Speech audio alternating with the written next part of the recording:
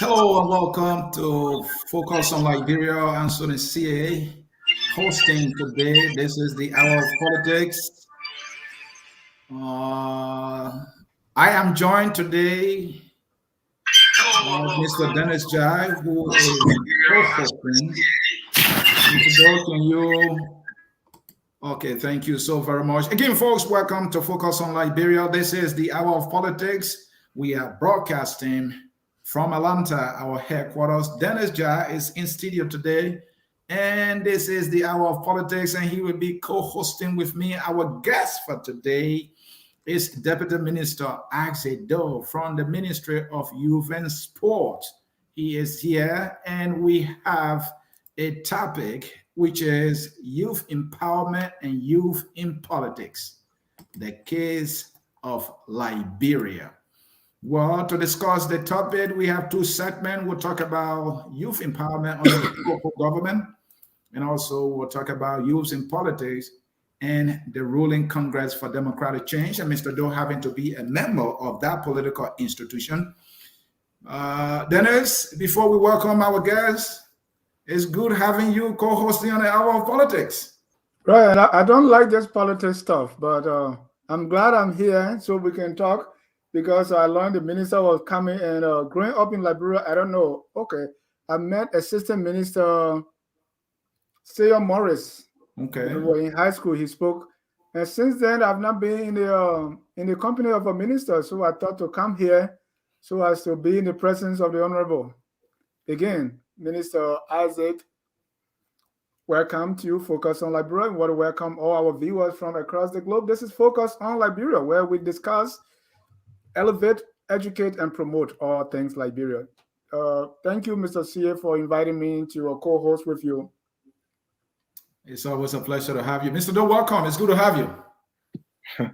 Well, thank you. Thank you so much, Mr. CA. And Mr. Dennis, it's a pleasure to be in your company. But you know one thing, though, this is real change we've always talked about. Going at those days when you don't happen to see a minister, now you can mingle with us, you can do whatever you can because you see us all around the place. That's the connection between the government and their people. So it's a pleasure being with you. So, all right, folks. Some of you who follow Liberian politics now know Mr. Axe Doe. He is a deputy minister at the Ministry of Youth and Sport. My understanding is that he is in charge of TV. Axe, is that correct? Not exactly. I'm in charge of youth development, and my colleague Peter Bema is in charge of TV. Peter Bema. Oh, yeah, we are intertwined anyways. All right. Thank you for that excellent correction there. Well, Mr. Doe, anything you wish for our audience to know you? I know they see you somewhere else also, but what do you want them to know about you other than your profile as a deputy minister at the Ministry of Youth and Sports? Well, I'm not sure there's anything much more to know about me, but I just represent the typical image of the Liberian youth, a very poor guy coming from a poor background who's done what he could do in his power to get to where he is by the power of God and by his hard work. Came down from Meridian County, went to school there, went to Monrovia, got the opportunity to travel to the United States, gained some education, went back in the country, and now contributing towards his country. But as per professional background, I'm kind of concentrated a lot in the financial area, but I've had a lot of youth involvement as well.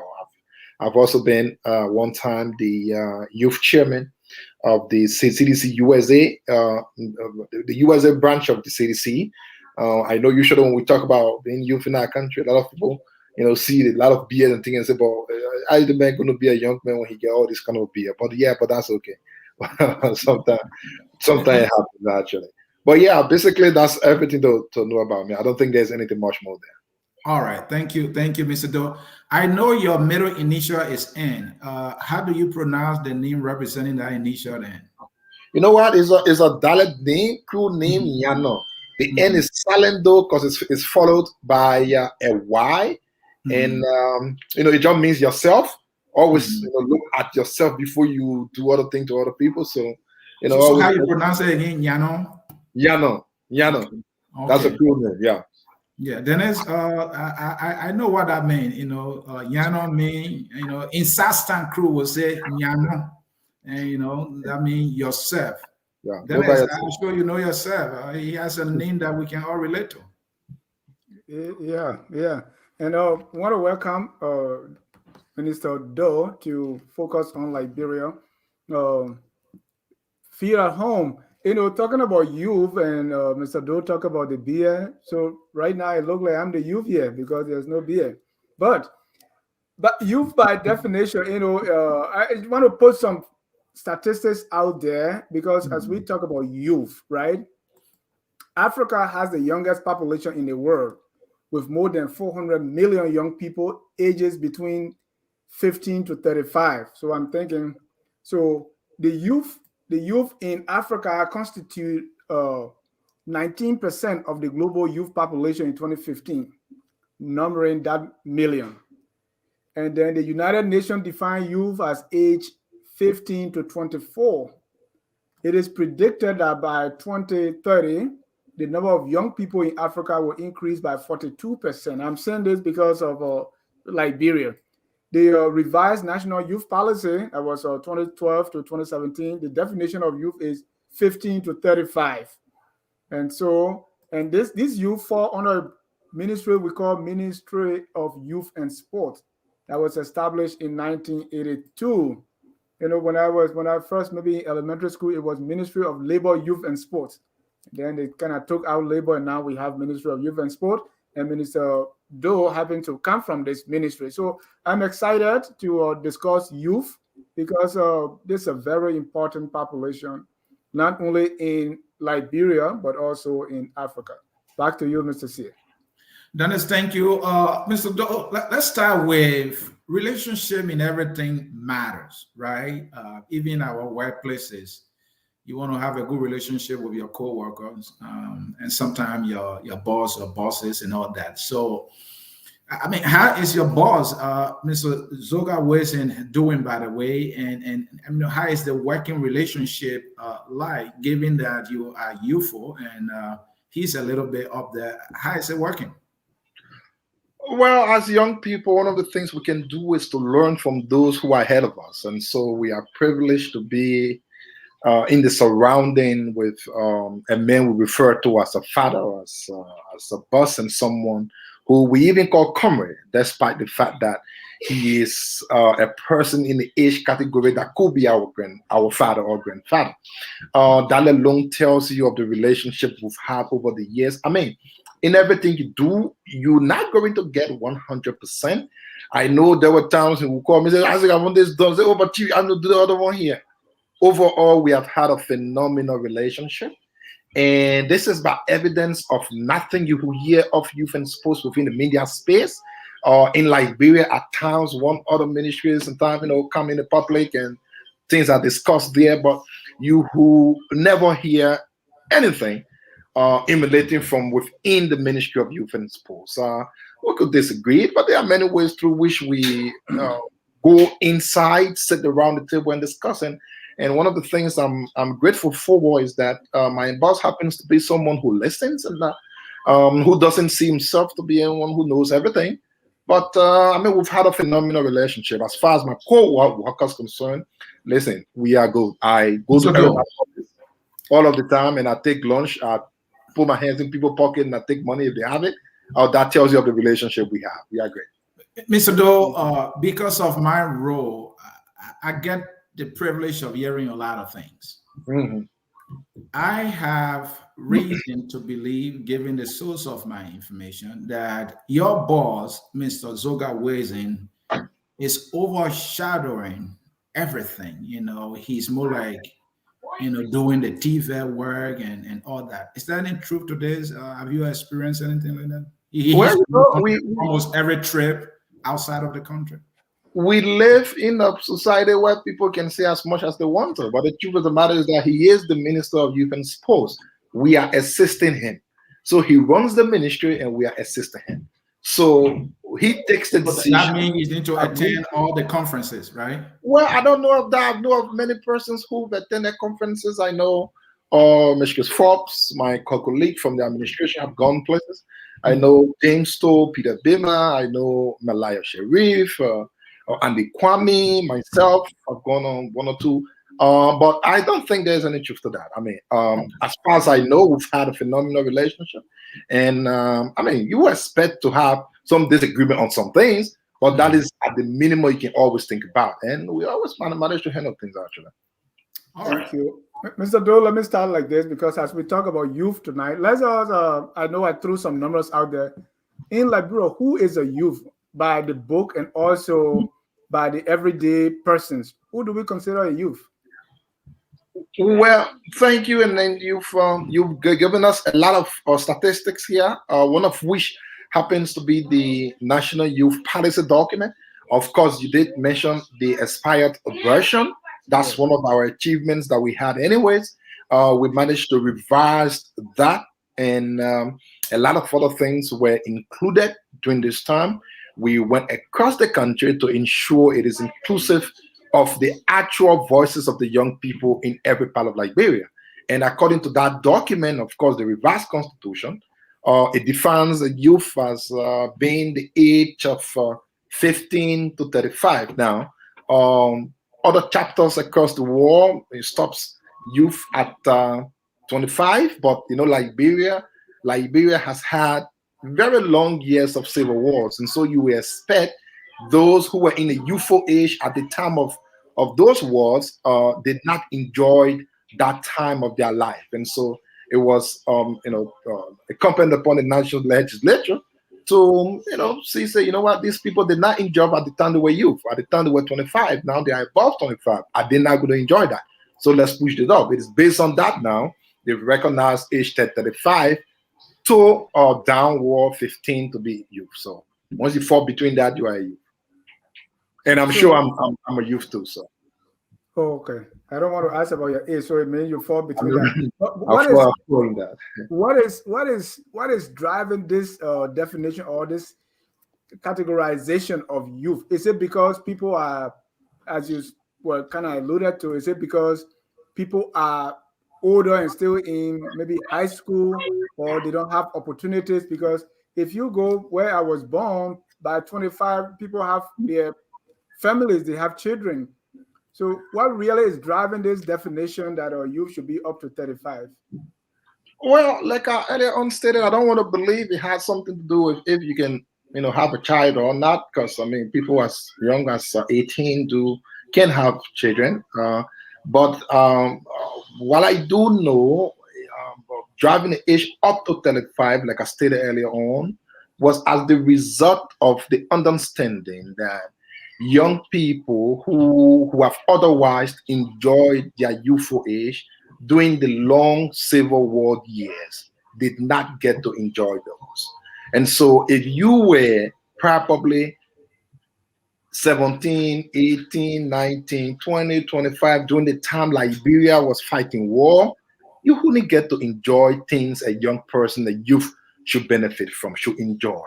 So based on that, the legislature wanted to include age range of those people who did not have to enjoy their youthful time at the time Liberia fought war, when they were actually youth, to enjoy it even after the war has ended. And so it is the most single reason why age 35 was arrived. And Mr. Doe, talking about the reason you just gave, why?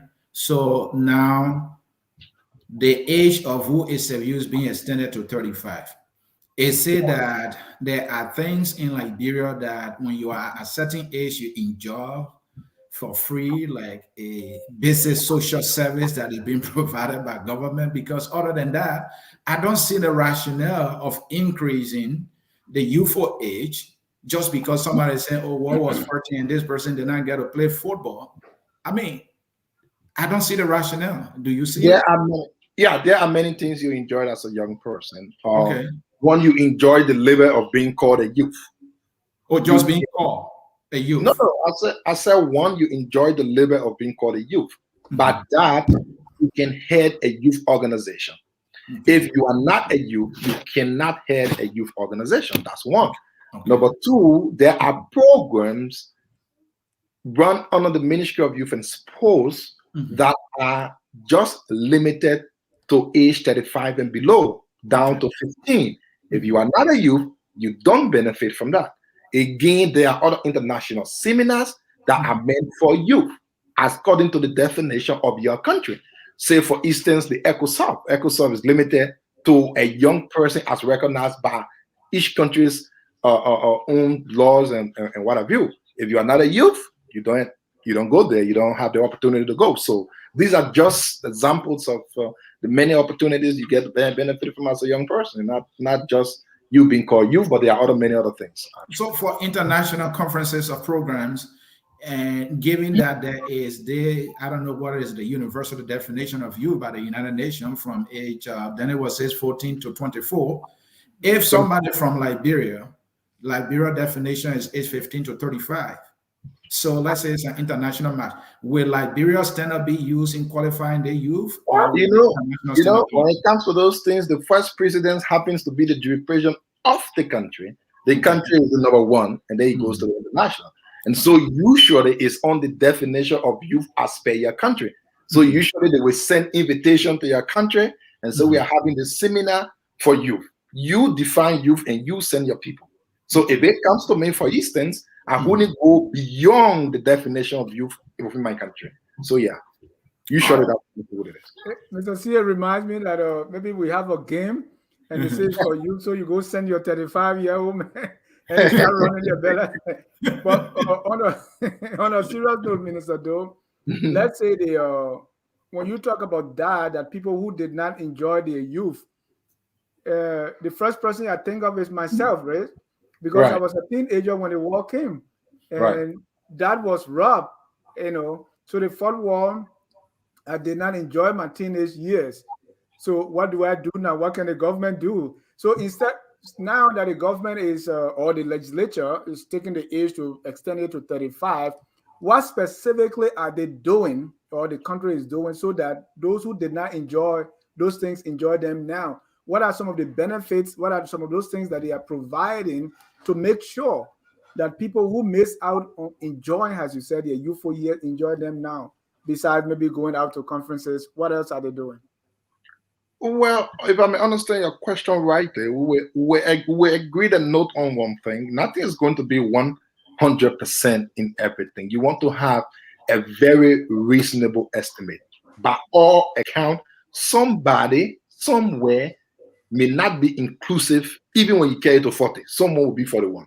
If you carry to 45, someone will be 46. So you want to have a reasonable estimate. Now, we know that the Civil War lasted around 14 years, 10, 13, 14, reasonable estimate.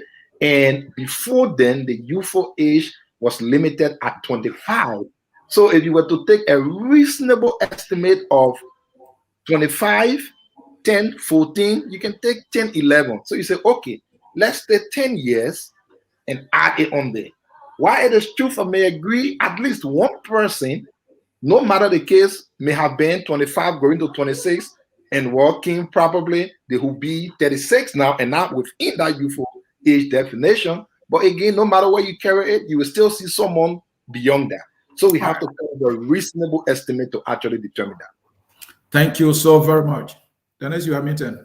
I'm only saying, what specifically are they doing now? Because just moving it up and not doing anything about it doesn't serve them well.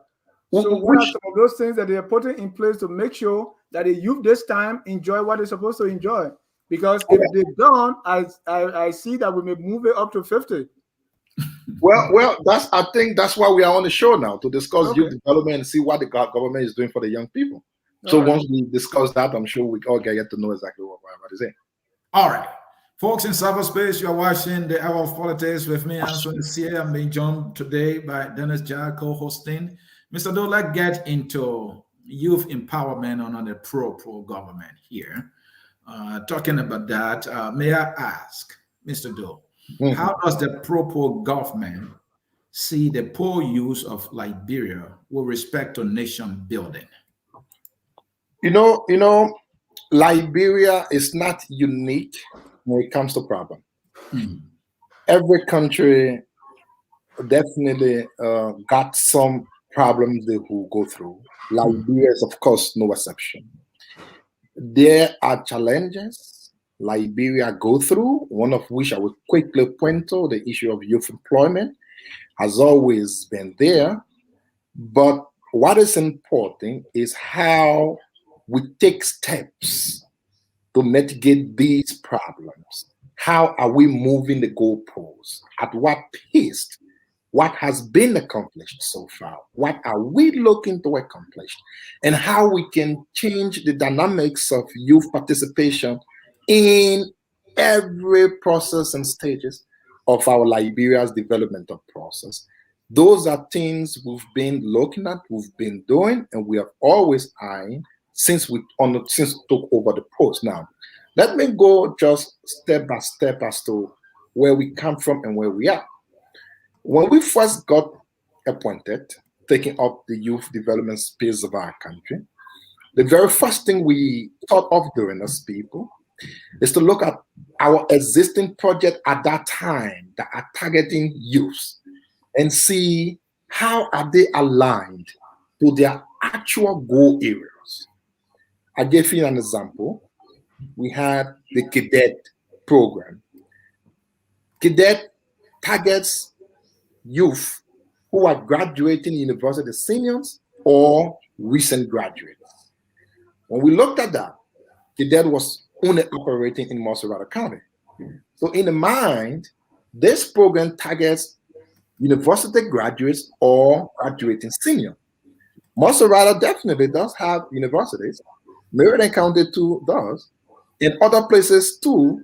So why can't we do a rework of the program to actually reflect the intent or the targeted goal places by the inclusion of counties that are with universities?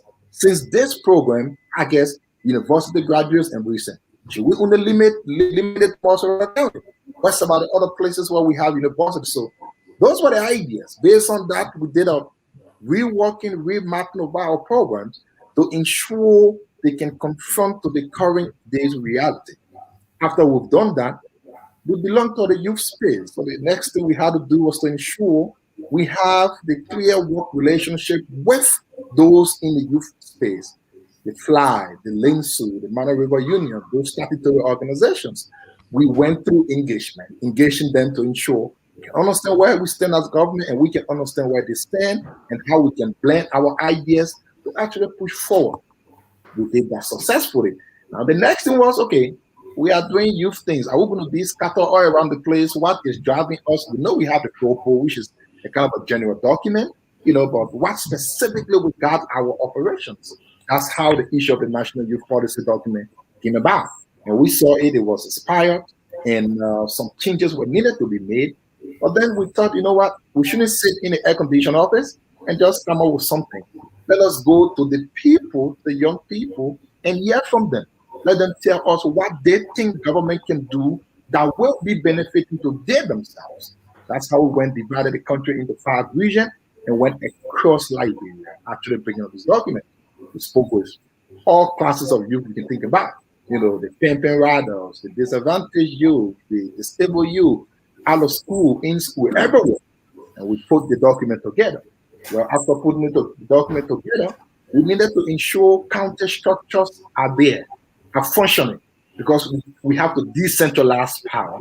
Meriden County are not there. How can things go on there? After that, we went across the country, ensuring that we can restructure every county's at least, youth space by appointing county coordinators and those people who can also head the youth centers. Thank you, Mr. Dunn. Right. Just to end on this one before we go to the programming, we then went ahead to see how we can relay the youth centers, because we've thought in our minds that the youth centers should be places of safe gathering where young people can benefit from, not just as buildings, but a place that actually offer goodies for our young people. And when we did that. So, Mr. Doe, I want to know, give me about maybe 2 or 3 specifics.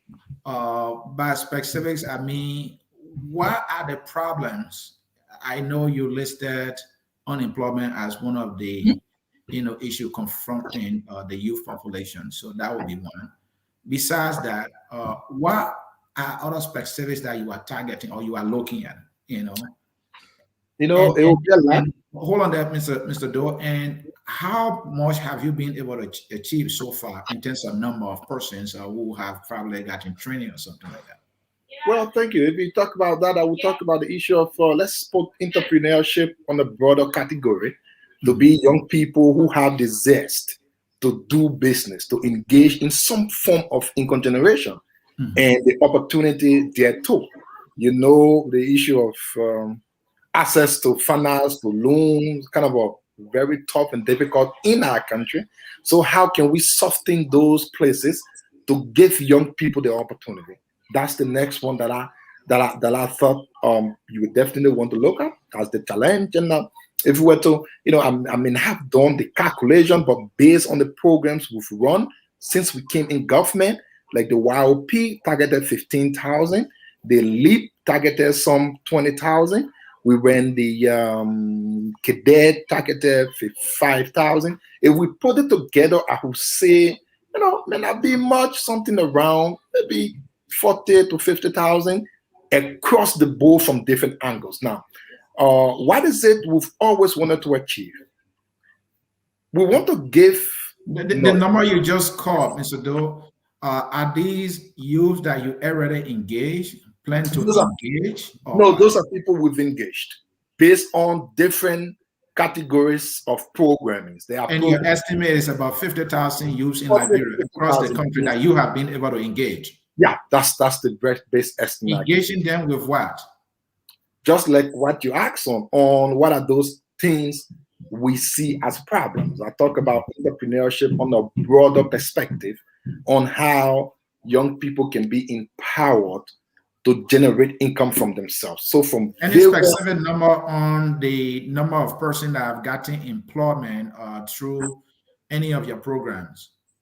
Oh, definitely. So the cadet program is one that leads towards that, because we do hire university graduates and graduating senior, send them to institutions, be it government entities or private entities, to do voluntary work. Then we pay them little transportation.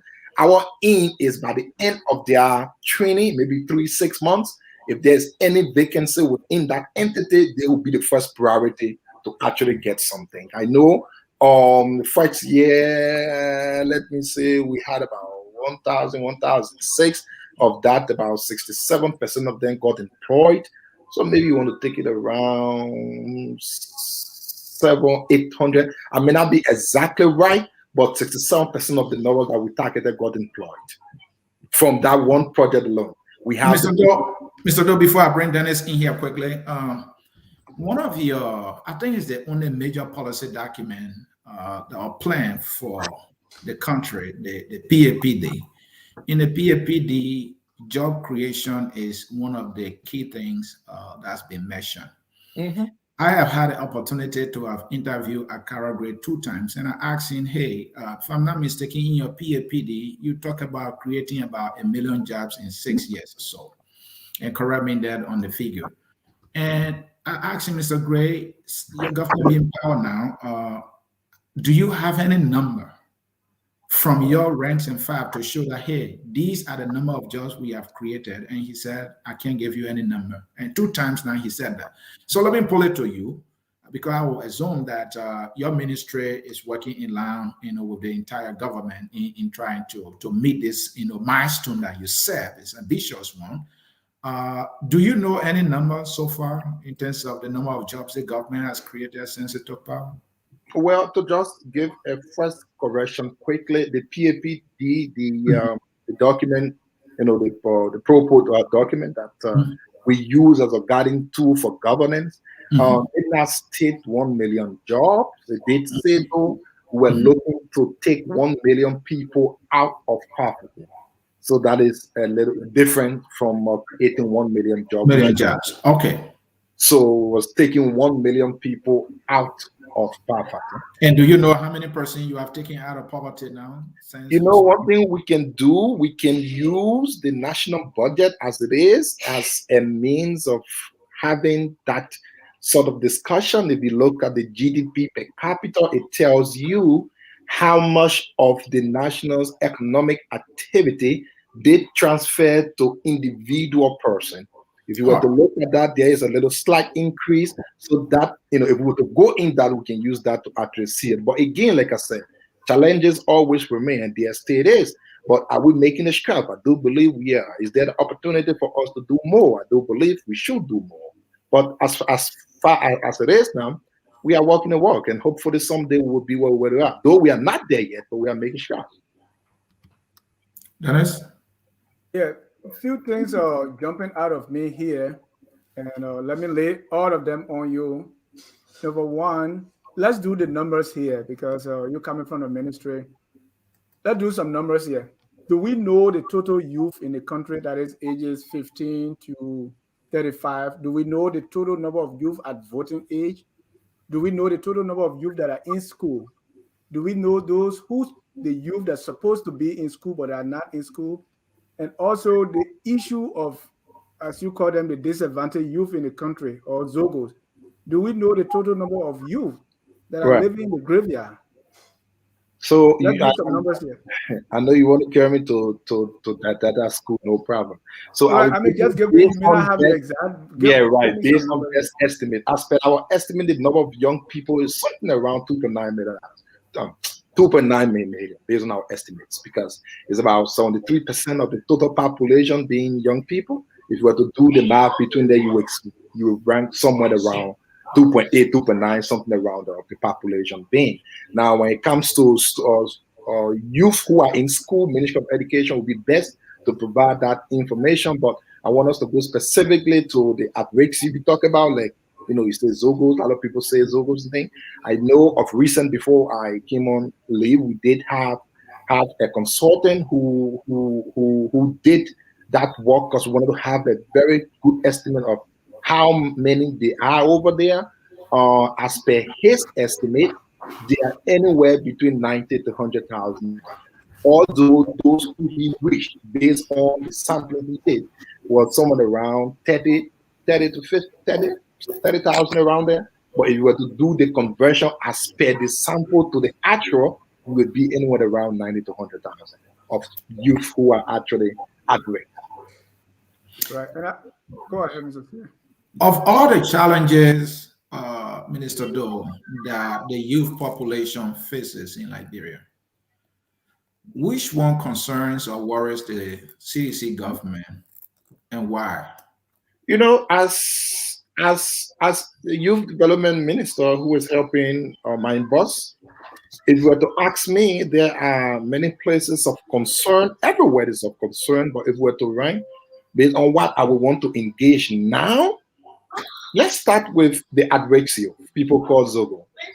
Personally, as me, I recognize this issue to be a national security issue, as well as very critical to the survivability of the young people come the future. Simply because, think about it, if this is not addressed with the level at which it is going, you will find out that Liberia will be a different place sometime in the future. Liberia is not a rich country, we understand. So if you were to carry everybody together, you want to pick up those who are the least at the bottom. And those who are the least at the bottom, told me, are the ratio that you call Zogo. So if we can pick them up to bring them at least at an acceptable place, then we can see how we'll be claiming the ladder of the game. So that problem, in my thought, that we've recognized is concerning, and something that all of us must ensure. May I follow up on that, Mr. Doe, if you may?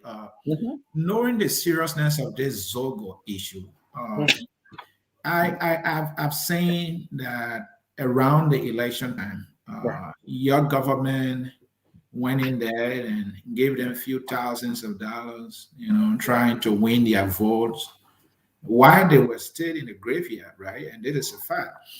My question here is, does the Propo government, maybe through the Ministry of Youth and Sport, is there a plan for Sure. the youth that are living in the graveyard? If so, what is that plan? How far are you?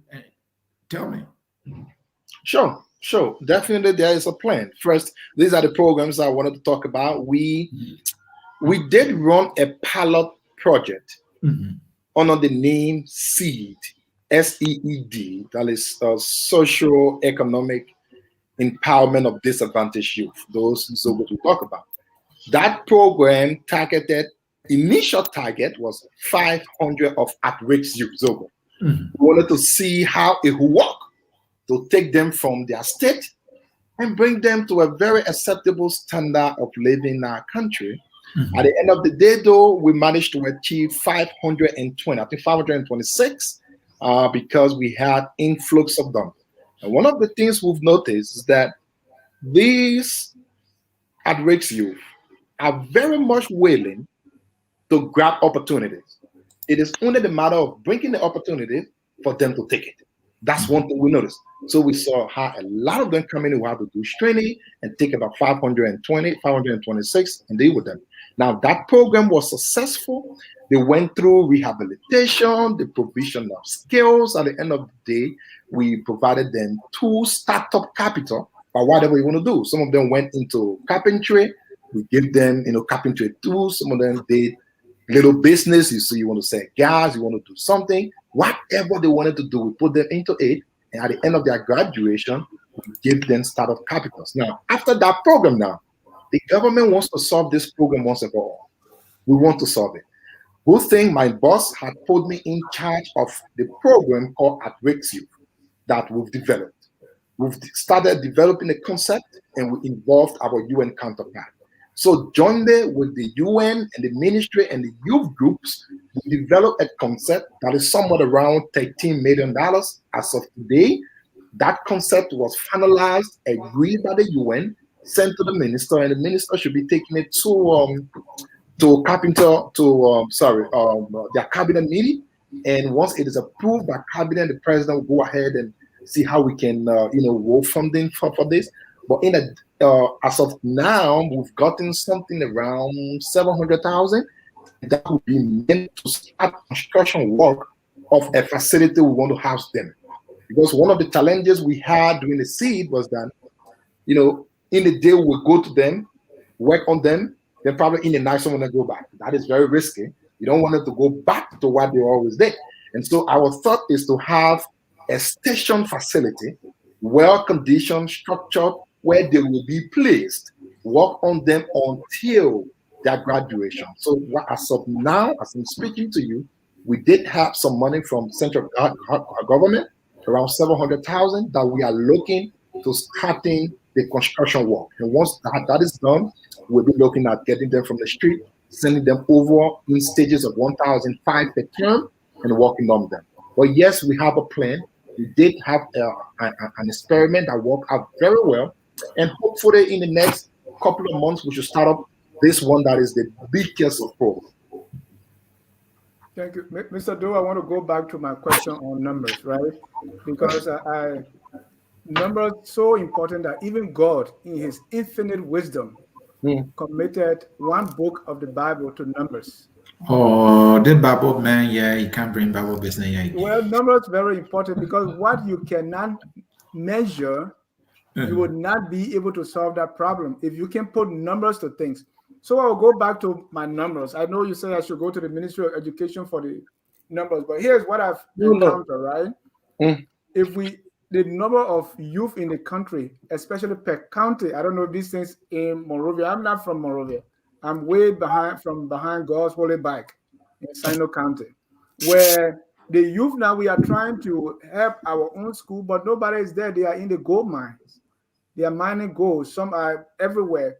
So if you are not able to identify how many of these youth in school, out of school, how many of them at voting age, because politicians target them to use them for their own personal, political interest. So again, let me come to the numbers. Do you know from each county how many youth 15 to 35 are there? how many of them are at risk, how many of them are supposed to be in school but they are not in school, and how many of them are able to participate in politics and sing muya muya? Do we That know? that will be a whole lot of no. 15 counties of each of the category, 15 times 5, maybe that's Yeah. very plenty number. Very plenty number to know. So But what we does do, the ministry have that information? we do have data. I mean, Liberia is not a place of data. We may not have 100% of it, but we have, like for instance, if you're interested in knowing the youth of voting age, we can easily access that. Go on the page of National Elections Commission, we can find it. Or I from want to find it on your page. with I ladies. want to see. I want you to demonstrate to me that you know what you are. You know the numbers. You know what you are tackling, because you may throw all these programs at them, but if you don't know the numbers or how you going to intend to solve them, I think you're going to have a Well, hard time. yeah, that's not something I want to agree with. I disagree with that. The first thing you will want to find out if you are in a working space is who are your targeted people? Are we Yeah. targeting youth of voting age? That's not our target. We target youth of Liberia. And youth of Liberia includes youth of voting age and not for voting age. If NEC wants to target youth, they will not be targeting our youth. They will target youth of voting age. So I want to disagree with that very, very strongly now. So what will be concerned with? What you want to ask me, like you said, at risk youth, how many are they? Very well. The issue of employment, though Ministry of Labor should have that, but we should have that. That's very well. But voting age, my eyes blind on the issue of voting. I don't do my work on the basis of who's going to vote for my government party. I do my work on the basis of Liberia as a country. So that Mr. is how we put. Mr. Doe, Yeah. of the youthful population in Liberia, which one has been your priority for the past 4 years? We can say everyone, but I'm always looking very, very, very mostly to have inclusion of 50-50 female to male in all of our programming. In addition to that, youth of disability to always be part of the metrics. But I mean, the full category of youth as a young person, everyone should be of priority. But as being inclusive into our operations, into our programs, I'm always with the habit that 50-50 should be the target. Youth of disabled youth should always be the target, regardless of you being a pimping driver or not.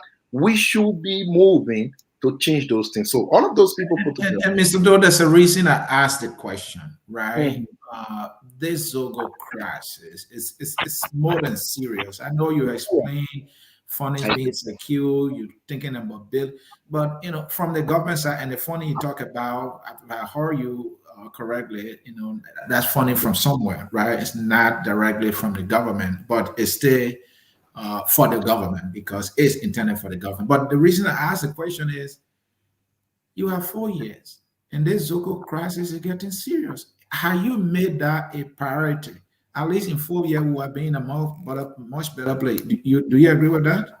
Well, I want to partly agree with you. If we had not made it a priority, we would not have had the seed project. Now, one thing you should look at here is coming up with a program does not take a day. In as much as we want to do everything one day, trust me, it takes a good amount of time. Sometimes it goes up to 2-3 years to get funding and to start things. The fact that we've targeted 500 and worked with 520 of you, wherein we spent something around $3 million, that's a lot. One medicine alone that is used to work on those people costs thousands of dollars. Should tell you it has been a priority. But on the other flip side, I want to agree with you how we have, as of now, that we've come up with a concept note, partnering with the UN agencies, with the rest of the cabinet members, other agencies, and having the president's office involved. If this was actually done at this level and pace from the start, I agree with you. We would have been somewhere better, but didn't we do anything? I do believe we did something, but was it enough? I would say no. We should always go higher, and look for enough. But yeah, if we had this level of zeal from the initial stage, though we know that was a problem, I guess we would have done a lot more than we've done. Yeah. All right. Mr. Doe, one question I always, or one you have mentioned several times, is empower. In your view, what does youth empowerment mean? Don't let me to go to Google. Don't get me to go to Google and can tell you. No, I mean in But practical terms, when they say the youth thing here empowerment in is, Liberia, what we're the talking thing about is, here. once you can make the youth to do what they want to do, you've empowered them. So if the person wants to be a good footballer and you create that enabling environment, you create that space by which the person can be, that's empowerment. So there's no one definition unless you want me to go to the Webster Dictionary. But the truth of the matter is that our intent is to create the enabling environment by which young people can thrive, by which they can meet their full potential and get to where they want to go. So that's the empowerment we talk about. I am in your Manpower in Neva County. I'm 16 years old. How do you empower me? Come again? I say I live in Manpower, Neva County. I'm 18 years old. What is the empowerment that I need? Well, just like we've said, how we run programs. One of those programs is the Youth Opportunity Programs, which was actually meant to increase income generation opportunities for young people. And that project was run across the country, NIMBA inclusive. By that, they had components. Young people were engaged. Some of them went back to the farm, did farming, planted their stuff. We went and bought it. We paid them as well as doing the farm. We provided them life skills. You know, we have Answer is asking about a 16-year-old. You want right, to say that's what I'm saying. A 16-year-old, like I'm telling you, of the Youth Opportunity Program. I was coming there. Now, like I told you, the project runs in components. One of the components is the PAIRS, pre-employment social support. That component deals with youth who are 15 to 17, who are not yet of working age, preparing them to be 18 of working age. So as a young person, 16 year, you can benefit from that and get you ready for the job market, get you ready for preparing your CVs, get you ready for behavior on the job, get you ready for how you can look for job, so that at the time you are 18, you are ready to go. All right. How about high school? To what extent do you, because your youth also are people in junior high, senior high school, right? Mm-hmm. So on the school line, is it just what Ministry of Education will do because you're concentrating on TVET, but the youthful population we talk about come from 15. So those that are supposed to be in school, or those that are in school, what is the Ministry of Youth and Sport doing to help empower them? Well, there are a lot. You know, I'm trying to understand the question as much as I can. Now, the TVET of the Ministry of Youth and Sports, which I don't want to talk much on because we have another department that deal with that actually, caters to informal education, like students who are not in the formal education kind of like drop out of school, didn't enter school. That's what they deal with from the TVET angle. You know, they have MVTC, Julie. I'm talking about those in high school. How does the Ministry of Youth and Sport empower those that are in school, not those who drop out? Well, I thought you were asking you asked for everybody. Like I told you, empowerment is getting the person to do what they want to do once they have that opportunity. That's empowerment. And again, we can go down our programs. One, we have the ASH program, Adolescent Reproduction Sexual Health Project. What that project does, help young people with their mental mind in ensuring they are fit. When you achieve that, you've empowered.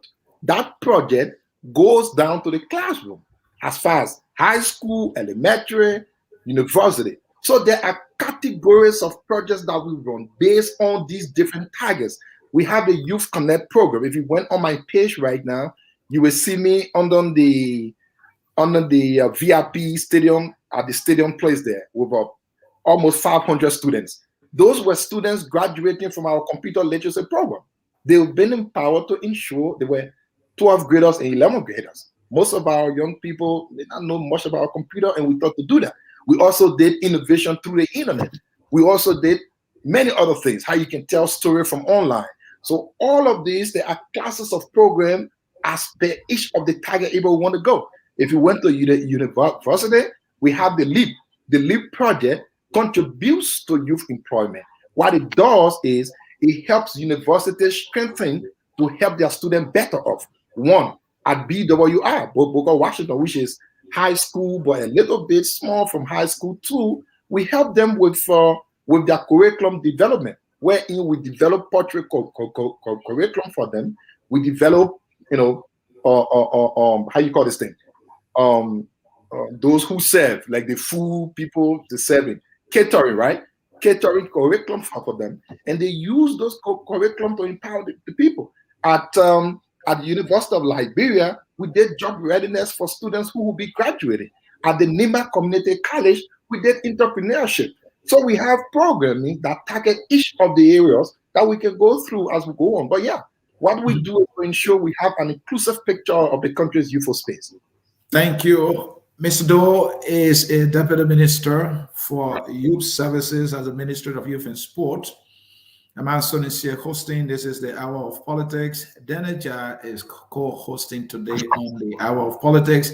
If you have just joined us, we are broadcasting from Atlanta, Georgia. Again, this is Focus on Liberia, where we educate and elevate and promote all things Liberia. Our topic for today, youth empowerment and youth in politics, the case of Liberia. Mr. Doe, we will be moving to our second segment soon, but there is something I had to ask you, and then you brought it up.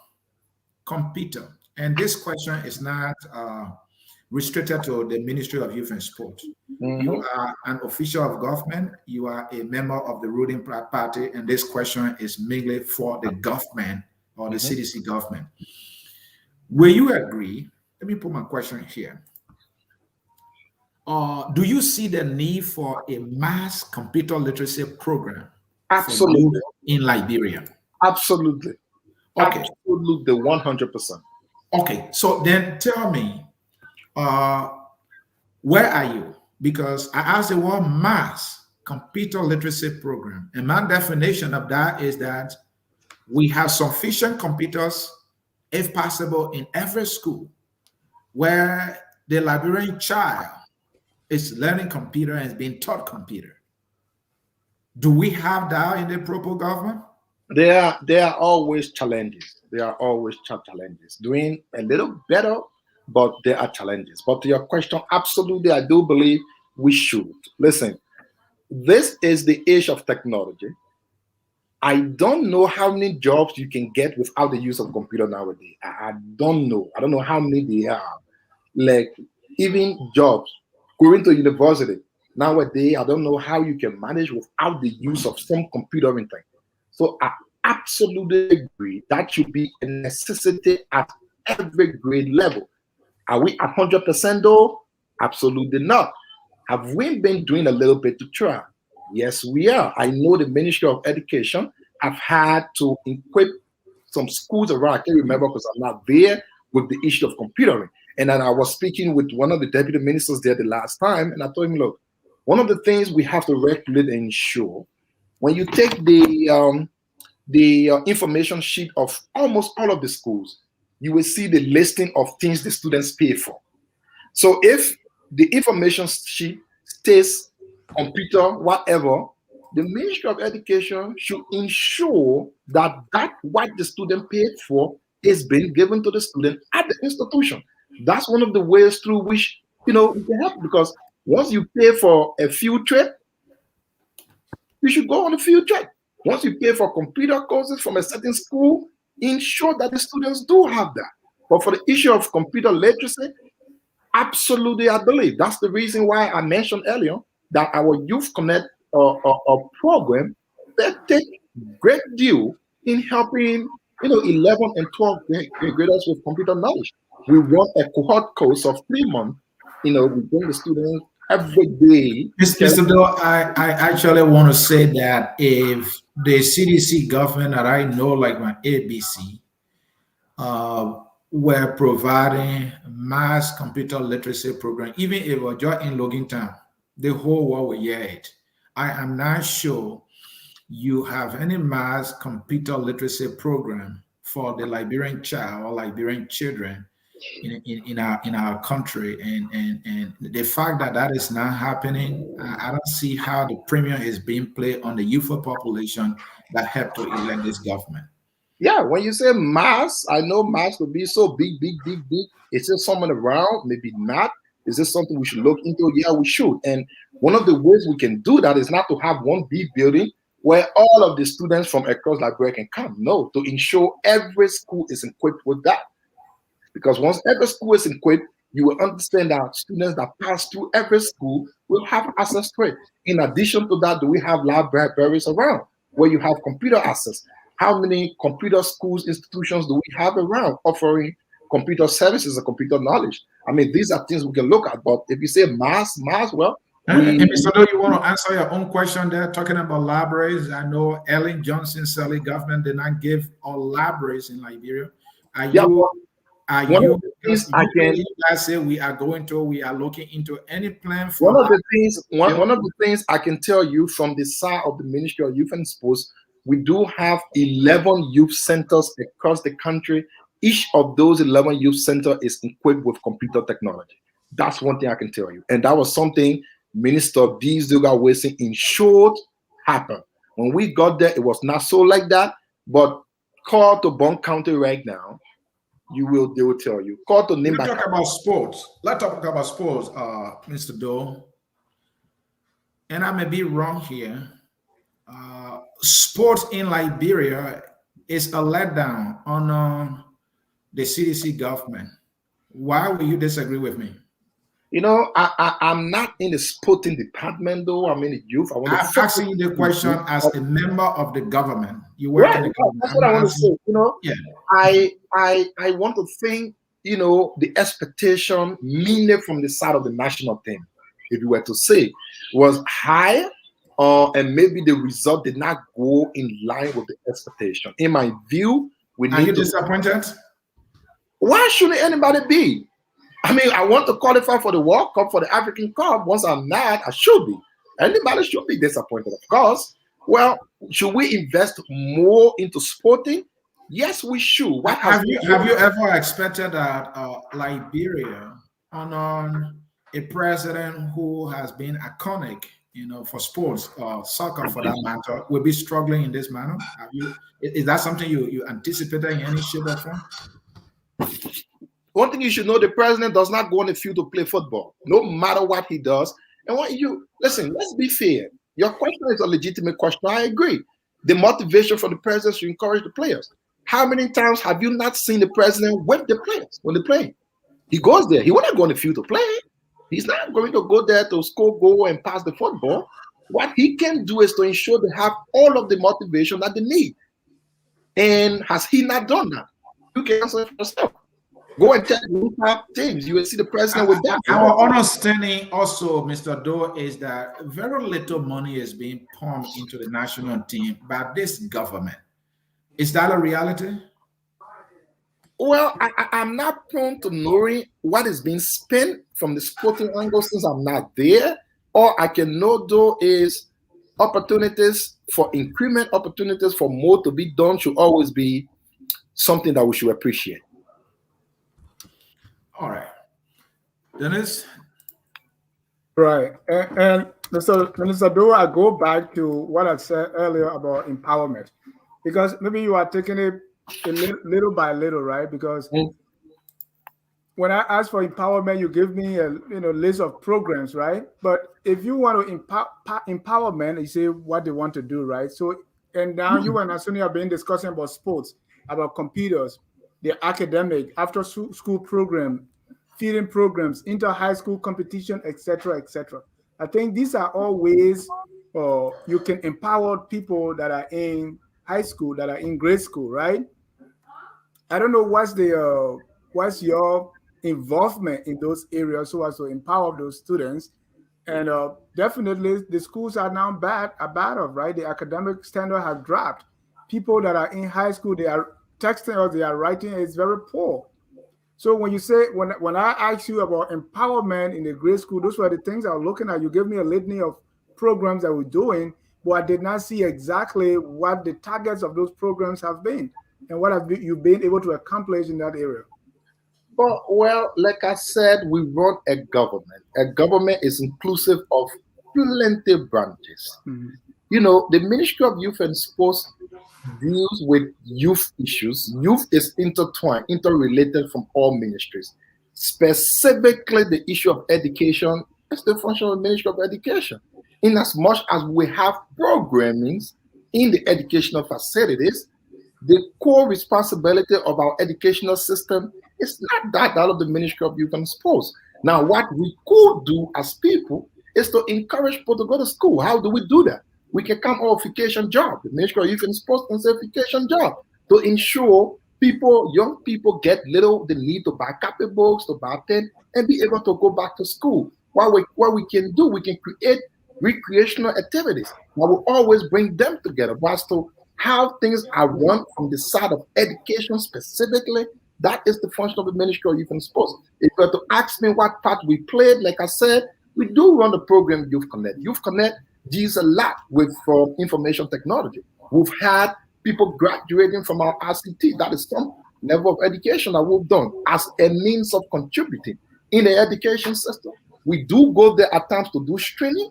We do go there to have one-on-one discussion with students and government officials where they ask questions. And we've done 1 or 2 times, but we're looking to do more the issue of career mentorship, where we will go to schools, high schools, because most of the time people graduate and really know what they actually want to do. They may have an idea, but they don't know what they're thinking of, what it encompasses. So what we want to do is to have career mentorship, how we can go there, bring experts from each of the field to talk to the students and say, look, if you want to be a medical doctor, this is what you expect, this is what you really do, this is where you will stand, this is why you will study, so that when the students graduate and making decisions, they can make decisions from a very informed perspective. But yeah, so when you want to go specifically with education of the country, we can go to the Ministry of Education as to what part we play in the youthful space. That's exactly what I said. And the part you play, what has your success rate been? What is the outcome of all these things that you are doing? Every time we have a target of people to engage, we will exceed that. If we want to engage 1,000 people, we'll go more than 1,001, 1,002.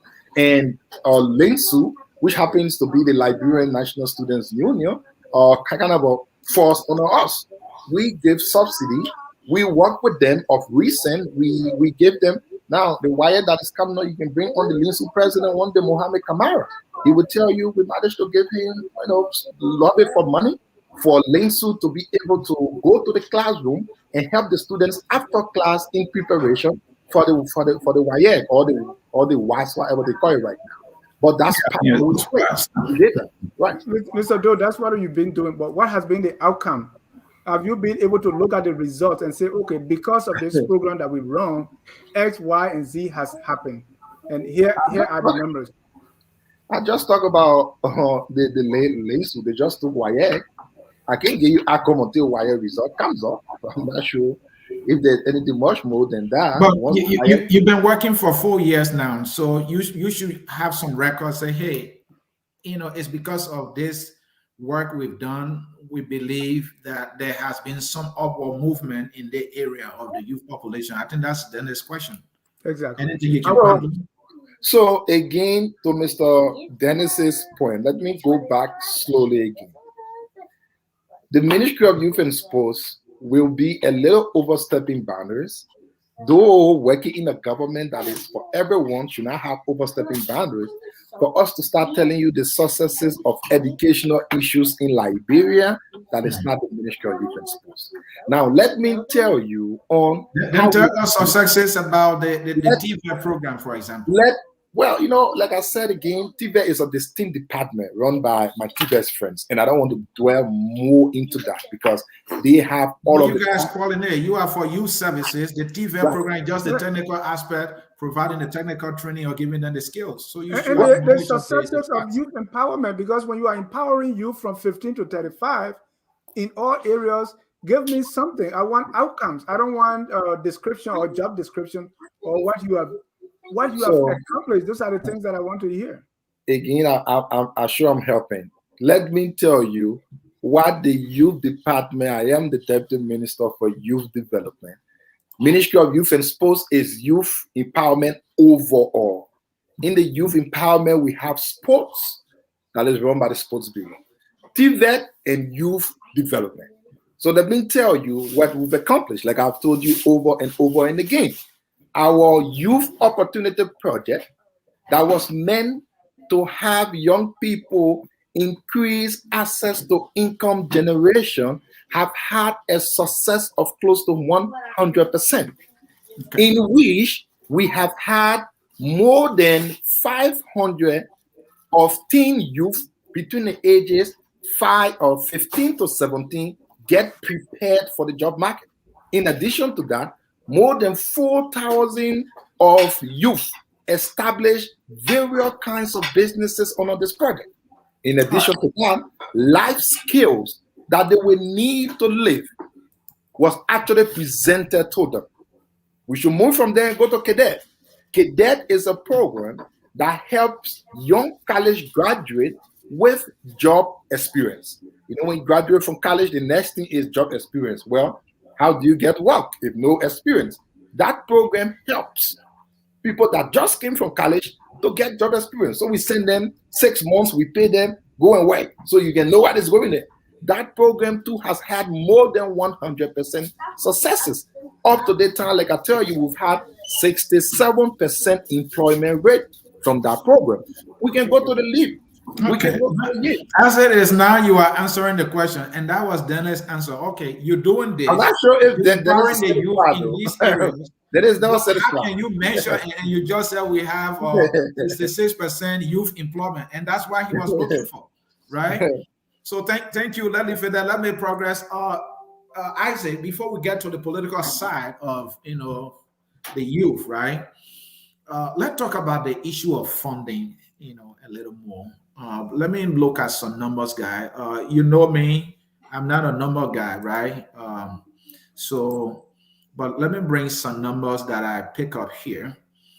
So, for example, in the recent draft budget number 102, Ministry of State for Presidential Affairs, according to what I read, it has 20 million.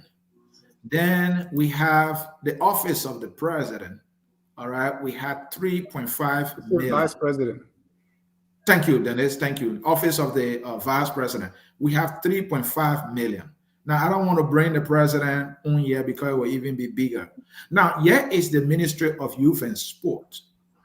You have 7 million. So compare 7 million with that of the Ministry of Presidential Affairs, 20 and 7. If you look at the percentages, you will know that the government is putting premium is at the Office of the President. It's not, with the young population, the future leaders. And we were doing our research. We ran into an article that USAID has made 22 million available for a 5 years period for you to, empower the youth. Under the Pro-Peer project. Yeah, thank you. So this is a foreign government making available, $22 million. And here is your own government making available just $7 million compared to almost $20 million for the Office of the President. Before you end your thoughts, Minister Doe, please tell me, what is this Presidential Affairs Ministry? How big is it? And which area does it cover, if you know? If you don't know, you can leave it. Governance, you should know, it covers everything concerned with the presidency. They do everything of the presidency. Like what? Like what the president can do for a country. They coordinate everything of the presidency. How big is that ministry? Do they have people around the country, or if you talk about size? But let us discuss youth development. No, I'm just curious. You're in government. Well, I know the ministry is a big ministry. But man, the presidency concerns the entire country, even outside of the country. So they cover the entire globe, I would say, because the president traveling, the Presidential Affairs Ministry deals with everything concerned with the presidency. The Presidential Affairs Ministry, I've been looking at it, is the smallest ministry, but it gets the biggest budget. And the thing is that you cannot get, somebody in Mangale to come. And that's the thing that's, sickening me about these people in government. They don't know where to go. They don't want to face Mr. Doe, the reason is, you say, when you to know your priority, you look at the person's budget. That's it. So let us discuss youth development in relation to the budget. Oh, yeah, youth development.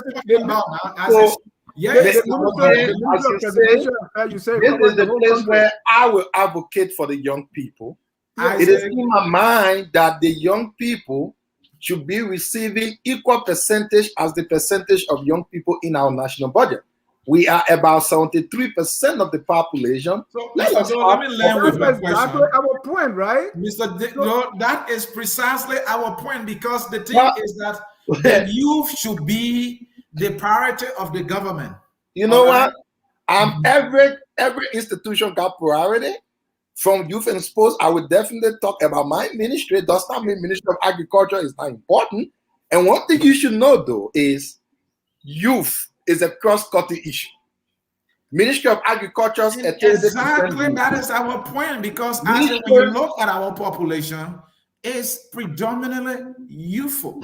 Right. So that means that when we are allotting or doing the budget, the premium should be there. And so I'm looking at a little minute office called Ministry of Presidential Affairs getting 20 million compared to the Ministry of Youth, according to you, that covers the entire country, just getting just $7 million.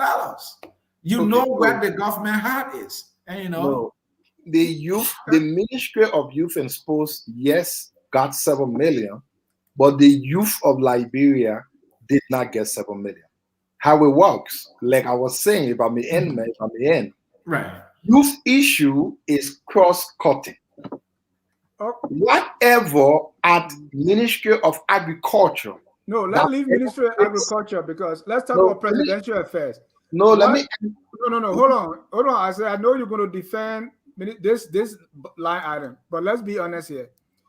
What youth aspect is within this ministry? Because you refuse to tell us what this whole presidential thing is about. I came to discuss youth development, not Ministry of for President. Because what you are saying now is because youth is in every ministry. That's why this budget is bloated, right? In the presidential affairs. I don't know what is the essence of a particular budget. If you want to ask, you can ask the Ministry of State's people, but I do know they have scholarships, for instance. Young people benefit from the scholarship. So okay, thank you. So give us 2 minutes, since you don't know about this. Give us 2 minutes. Let's vent about this budget line. Because how are you venting on it with me now? Why can't we vent on youth development then Ministry of Youth? Because I'm passionate about the youth. Think the priority is mashing. All I do know is I want to go to the idea of youth budget in the national budget. Okay, let me I don't want us to look at the issue of youth budget to be the Ministry of Youth and Sports operational budget alone. We can agree that about 80 to 90% of the budget of Ministry of Education is youth. 90 to 99% of those in school, they are old people, they are young people. So the budget affects youth. That does not mean, though, that it is with Ministry of Youth and Sports. If you were to go to Ministry of Agriculture, young people have to eat. So whenever they do agricultural issue that benefits young people, that budget flows through youth. Exactly. If you were to go to Ministry of Commerce, young people do business, do keke, do driver. So whatever they do affects youth. So it does not mean $7 million to the Ministry of Youth and Sports is the only money used that goes to the benefit of young people. Ministry of Education goes to the benefit of young people. Ministry of Agriculture does the same. Ministry of Youth and Sports does the same. Even MCC, BCC, they all do the same. Don't they employ young people? They do employ young people. Thank you. I understand what you're saying. You want to specifically see on a Ministry of Youth and Sports, and I would definitely want to see more on my place. But the truth is, it is a cross-cutting issue. So once it benefits the youth from this side, you can classify it on the youth empowerment. And then I chip that in there if you don't mind. Saying he says a cross-cutting issue, that is a very salient point, right? So the budget of the Ministry of Finance, the Ministry of Presidential Affairs, can we say also is a cross-cutting issue? If we can agree for the sake of argument, how come they are getting 20? You understand? When in fact they are not specifically for the youth, and then the ministry that is specifically for the youth is getting less. So what you Does want? that presupposes that the Ministry of Presidential Affairs caters more to youth as the Ministry of Education and MCSS? But you know what? Like I'm keep saying, let us discuss youth development. Ministry of State, but are different people. Let's discuss. Thank you. Maybe you were can able help us to give get the example. Ministry of. Maybe you can help us to get the Minister of. No, he was able to Presidential give Affairs. example on how youth is in agriculture, youth is in commerce. Right. But he And did I not, told you, Ministry of hold on, let State me finish. Let me young finish. people Minister benefit from Joe. the scholarship. You did not say youth in presidential affairs, but from the little economics I learned, we say resources are scarce. So the scarce resources we have, we want to prioritize. We have our scale of preference, right? So you are telling me within, because anytime one is used for the other, there is opportunity cost. If we take away and put all this money in Ministry of Presidential Affairs, it means we are taking away from something else. Well, that's the point we're trying to raise. But you don't want to talk about it. Let's move on. I can tell you for a fact, though, that Isaac Doe at the Ministry of Youth and Sports really hope the entire $785 million budget is directed to the Ministry of Youth and Sports. I will be one of the happiest person because I know we have a lot to achieve with the young people. And do we have a lot in national budget? I will really hope we have very good increases in the future. As to if young people from but you know where the priority is now. The priority is going to Ministry of Presidential Affairs. I don't know about that. And do nothing. They have no representation in any of those counties whatsoever. We have the president's office, we have the vice president office. Who told you that? So if the president, the president has no representation there. The superintendents are under the Ministry of Internal Affairs. The president is the president of the country. Then you see his office got no part to play in the county. No, I don't know what to say. I don't know where the Ministry of President, Ministry of State for President Affairs been from. But I'm saying let us discuss youth development, please. All right. Folks in cyberspace, you are watching Focus on Liberia. This is the Hour of Politics with me, Anthony C.A., joined today by Mr. Dennis Jai. We will take a very short break. When we come back, we'll be talking about youth in politics, and our emphasis will be on the CDC. Stay tuned. We'll be right back in 1 minute. At Focus on Liberia, we discuss everything Liberia, from education to politics, arts and culture, entertainment, agriculture, history, religion, family, and technology. Focus on Liberia uncovers and showcases the best of Liberia and shows the world the truth about Liberia. We educate, elevate, and promote all things Liberia. We conduct interviews, panel discussions, debates, and more. Tune in to Focus on Liberia on Facebook and YouTube and be a part of the stories that make up the news. This is Focus on Liberia, and I am Dennis Jai. And I am Anthony C.A. This is the Hour of Politics. I'm joined by Dennis Baku Kenjujai. We have Mr. Isaac Doe as our guest, Deputy Minister for Youth Services at the Ministry of Youth and Sports, and we are discussing the topic youth empowerment and youth in politics, the case of Mama Liberia. Mr. Doe, let's come to our final segment here, which is youth in politics and the ruling coalition for democratic change. I got 3 questions I'm going to throw at you because we want to get to our callers, we want to get to comments and all that. So pay attention as I read them carefully. Number 1. How are you, as a government, tapping on the energy of the youth and their talents in your government? I'm talking about people who are working in ministries and agency, and I mean, how productive are they?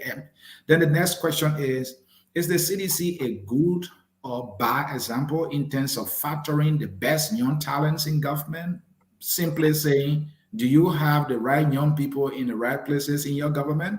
And finally, does the CDC have any leadership or mentorship program as a political party intended to prepare its young partisans to take over the leadership of the party and possibly the country tomorrow? Mr. Doe. Thank you. So let me just say this quickly. I once served as the youth chairman for CDC USA branch, a position that has since resigned. Since after that, I am a partisan of the CDC. I'm not part of the leadership structure right now. And so I will give you response based on my partisanship and not as an authorized person to speak on matters of the party. I will just give you publicly available issues.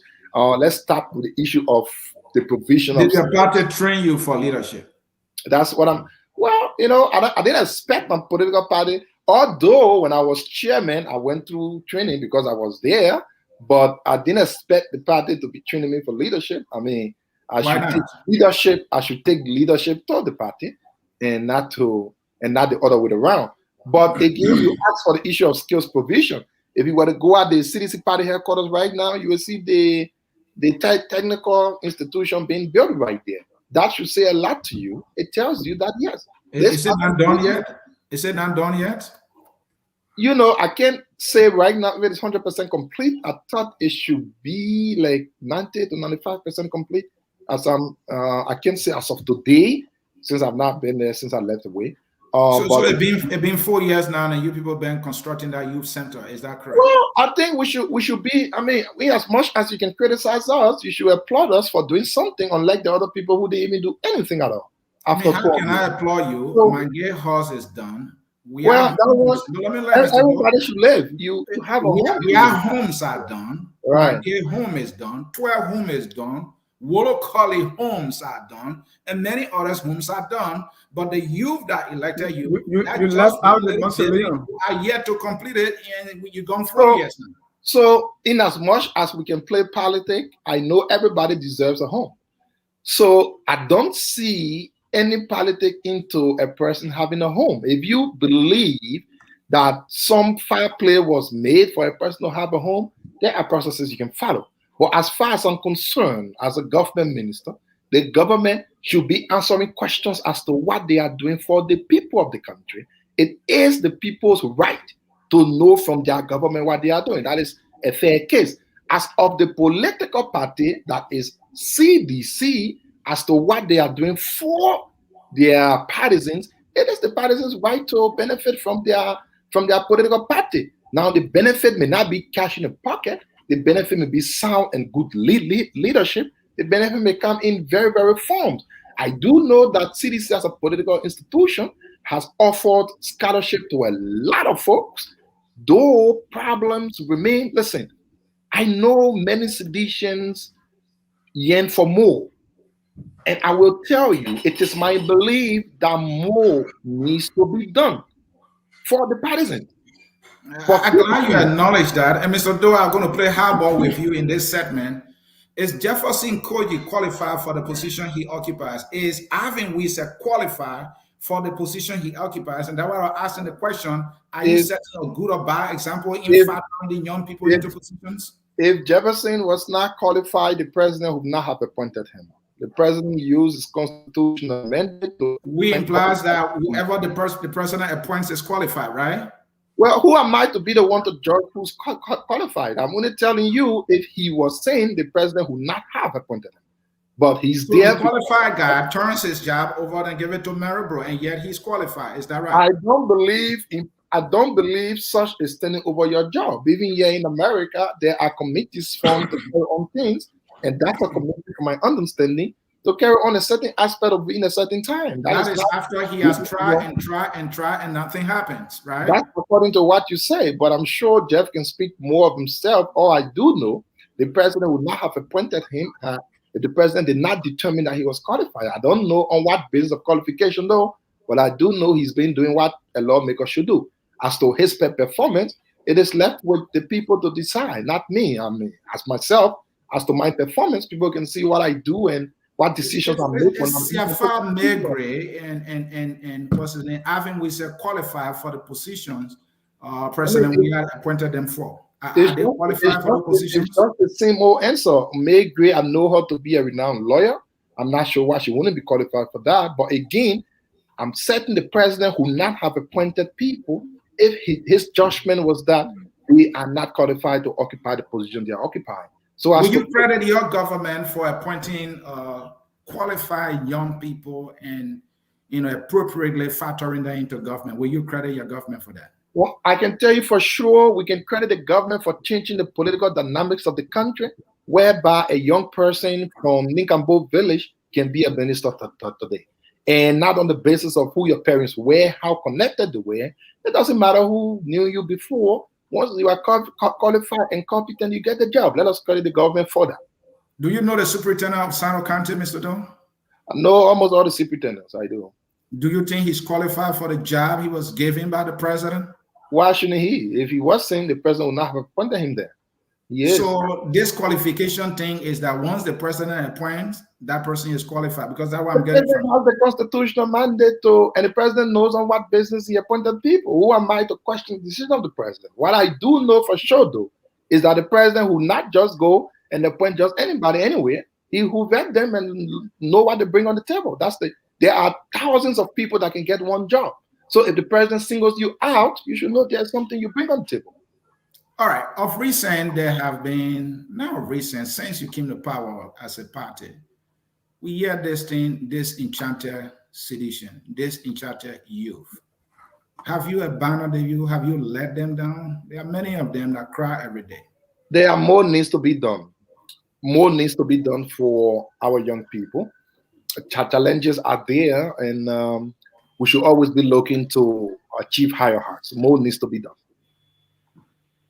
All right. Mr. Doe, what are the challenges of the youth? What do young people in Liberia actually need if you were to rank them in order of priorities? Well, I talked about it. The issue of employment is very central. If you have young people get job to do, you find a lot of things working. When you talk of employment, what ages are you talking about here? Because youth is 15 to 35.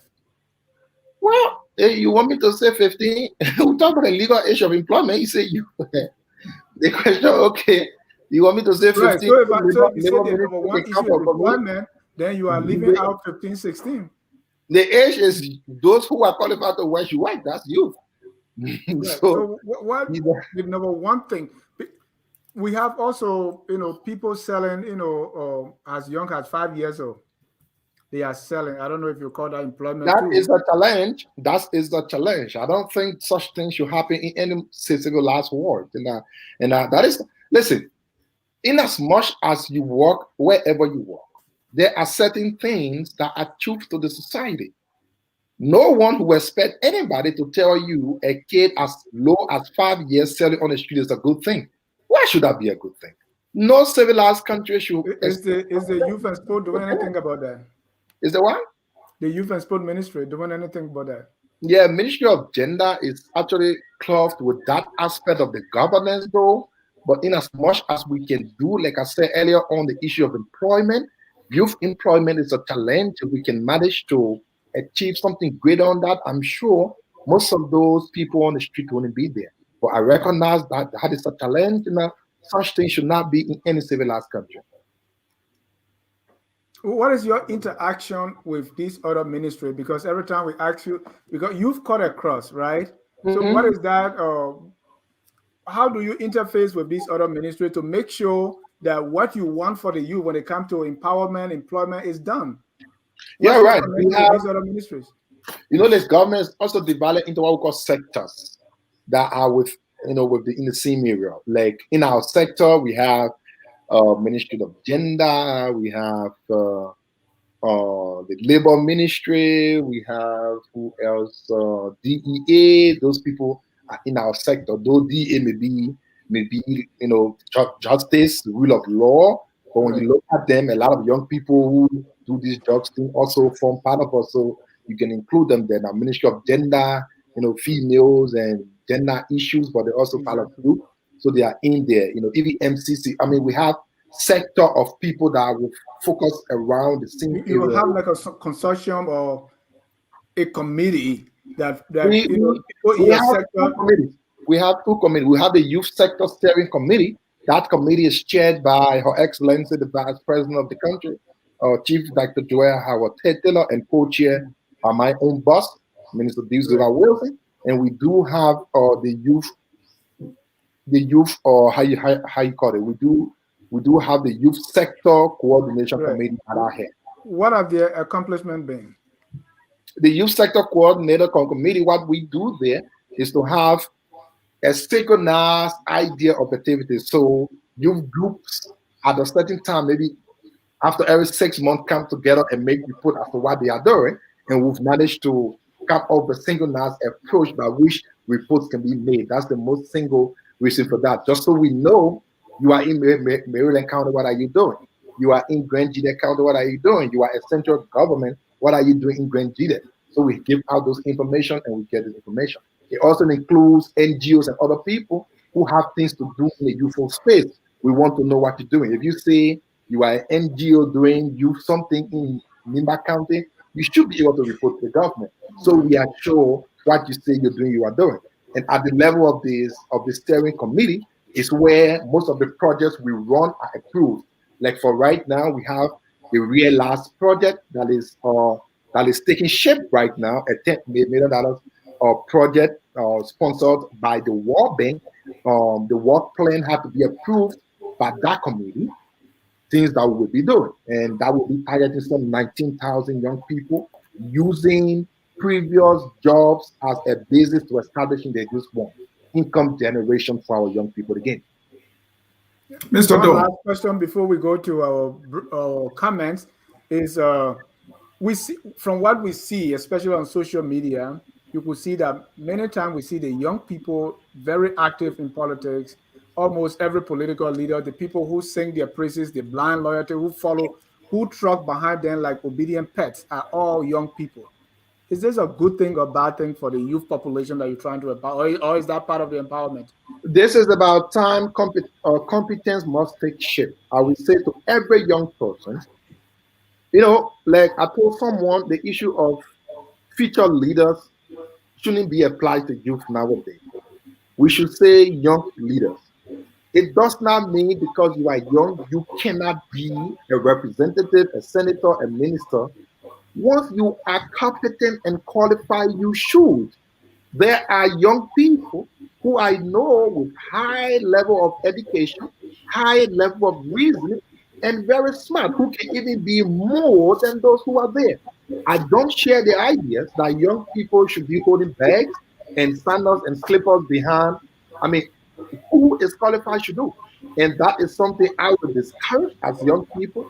You have to take leadership role on the basis that you are qualified and competent, though, and not just see yourself as a secretary or some bag holding boy.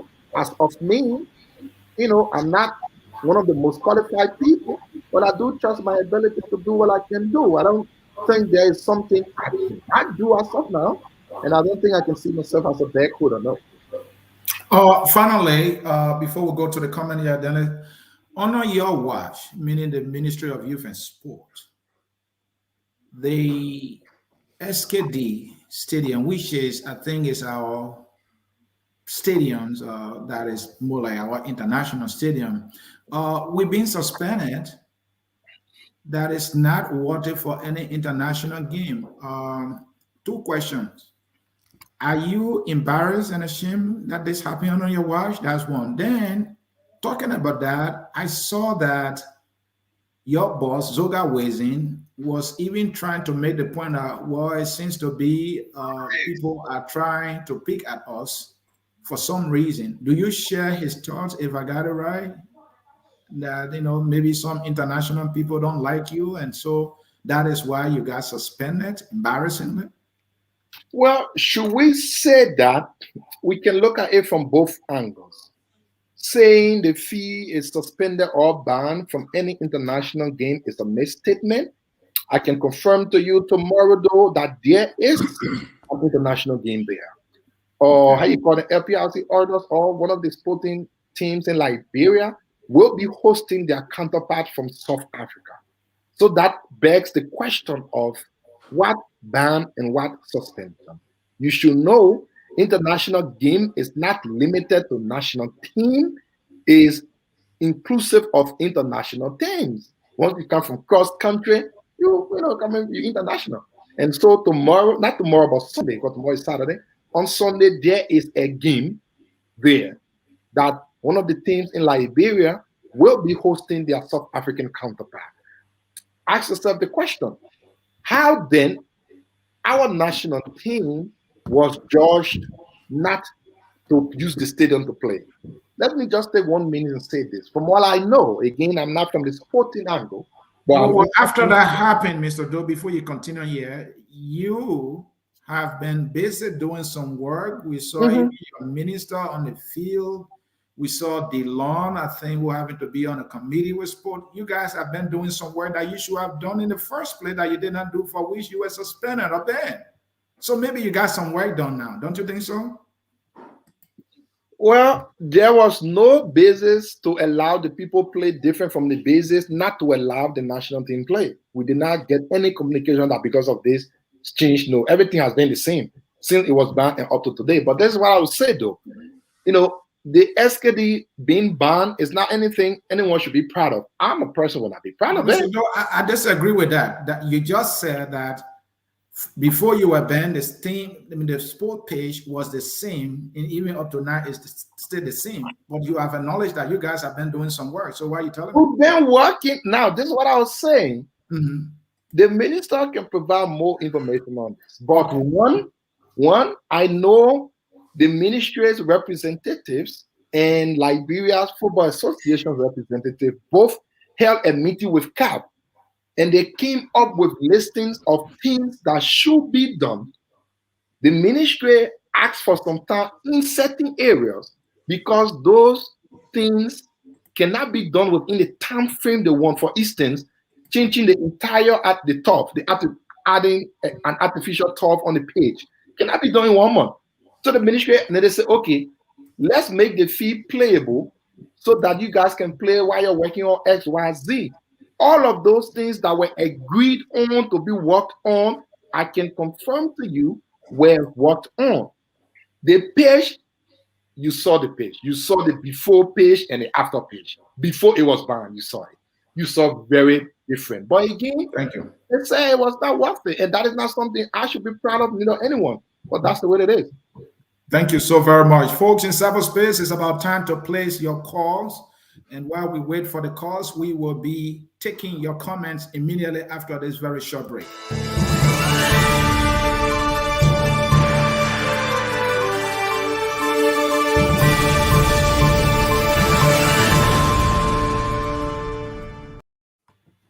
All right, we are back with you, Dennis. Like John Lay hit these comments, they're about 140 plus. Let's see this one here from Dennis SK or Kake. I am not disputing that, my brother. My argument is that he is not a qualified leader. Well, they might be arguing among themselves there. Amon Songo, truth be told, Mr. Doe sounds like a smart young politician. He's demonstrating that by being politically correct and yet very evasive in his answers because he has a paycheck to protect. That said, his legacy, along with many others, will be judged by the next successive generation. Mountain Wiaman Brown, you just talk. What is your statistics that Madam Sali didn't empower the youth? Madam Sali initiated the President Young Professionals. Okay. This minister has those data to show us about his achievement or how much they have done. Let's hear from Vanisaki. Asedo knows what happened to Eugene Flacon the day he spoke the first truth. Joseph Kokro, does the minister knows what percent of the youth that daily assembles at CDC headquarters to sing Muya Muya actually attend school of any kind?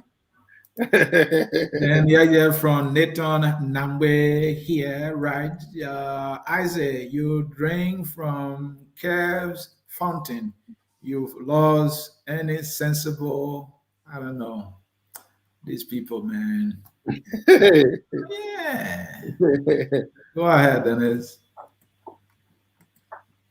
Let's face it, Dave Cooley, right? The Liberian government in time memorial had not been able to identify viable youth program to empower the youth. What the government had always done since the inception of our country is to exploit young people.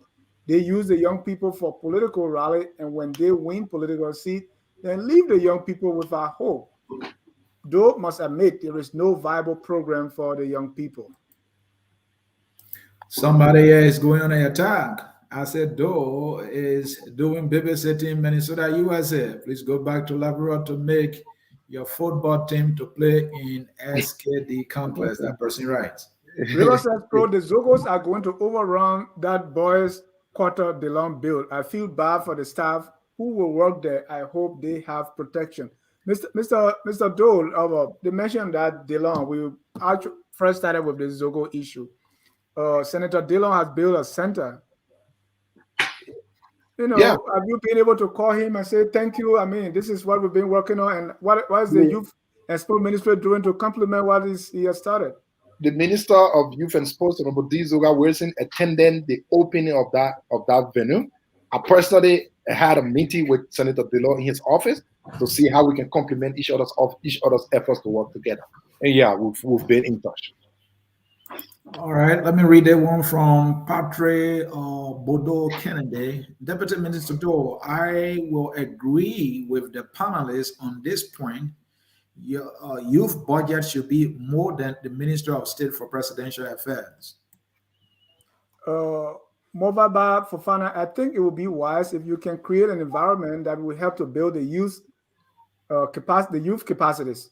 Apprenticeship in various fields will help significantly. These include carpentry, mechanical engineering, building, etc. Jimmy Eastman Wright, Minister Doe is dogging questions about accomplishments. Helena Flomo, thank you, Minister Doe. Yeah. Let's hear from Mervyn here. And what year are you using? CPP, the Criminal People Party? I don't know. Alexander Hayes, Minister Asido, can you give us some of those locations where these programs are being taken place? Mr. Doe, please respond to that question, because these youth centers and all this, I mean, do you have some in Bokonjere? Because, I mean, the people are in the mind since my father was a young boy, and the youth are just there. Bokonjere, we hope to construct one in Bokonjere. We don't have a youth center in Bokonjere, though. What about Fisibu or Sogromo in? There you go. They may bring in all the Sano town. No, this one is from Lofa. I don't say it's we got 11 youth centers in 50 across the 15 counties, though. Just 11. Imagine that. So more we have in the densely populated places or the capital city. Let's hear from Fufana here. I think it would be wise if you can create an environment that will help to build. Huh? We read that. Oh, okay. Can you please tell us what you and your supervisor have done for youth in the country? Donzo Boama, it is sad that Isaac Doe doesn't have a single data to present here. Sad. These are some of the comments, Mr. Doe. And there are people asking us for the number to call. If you are here and want to join the conversation, the number is here, 605-313-6004. The code is 791-403. And folks, our numbers are always in the strolling text below. Our numbers are always in the strolling text below. So always watch for it, and then you will know what to do. Dennis, while we wait for caller here from Jimmy again, the Constitution states one can run for president at the age of 35. Doesn't that conflict that a 35-year-old is no longer a youth? Leave it right there.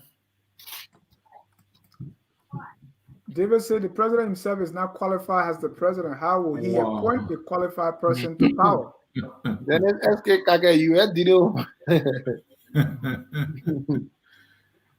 Martin Brown say, you just talk. What is your statistic that Madame Saleh didn't empower the youth?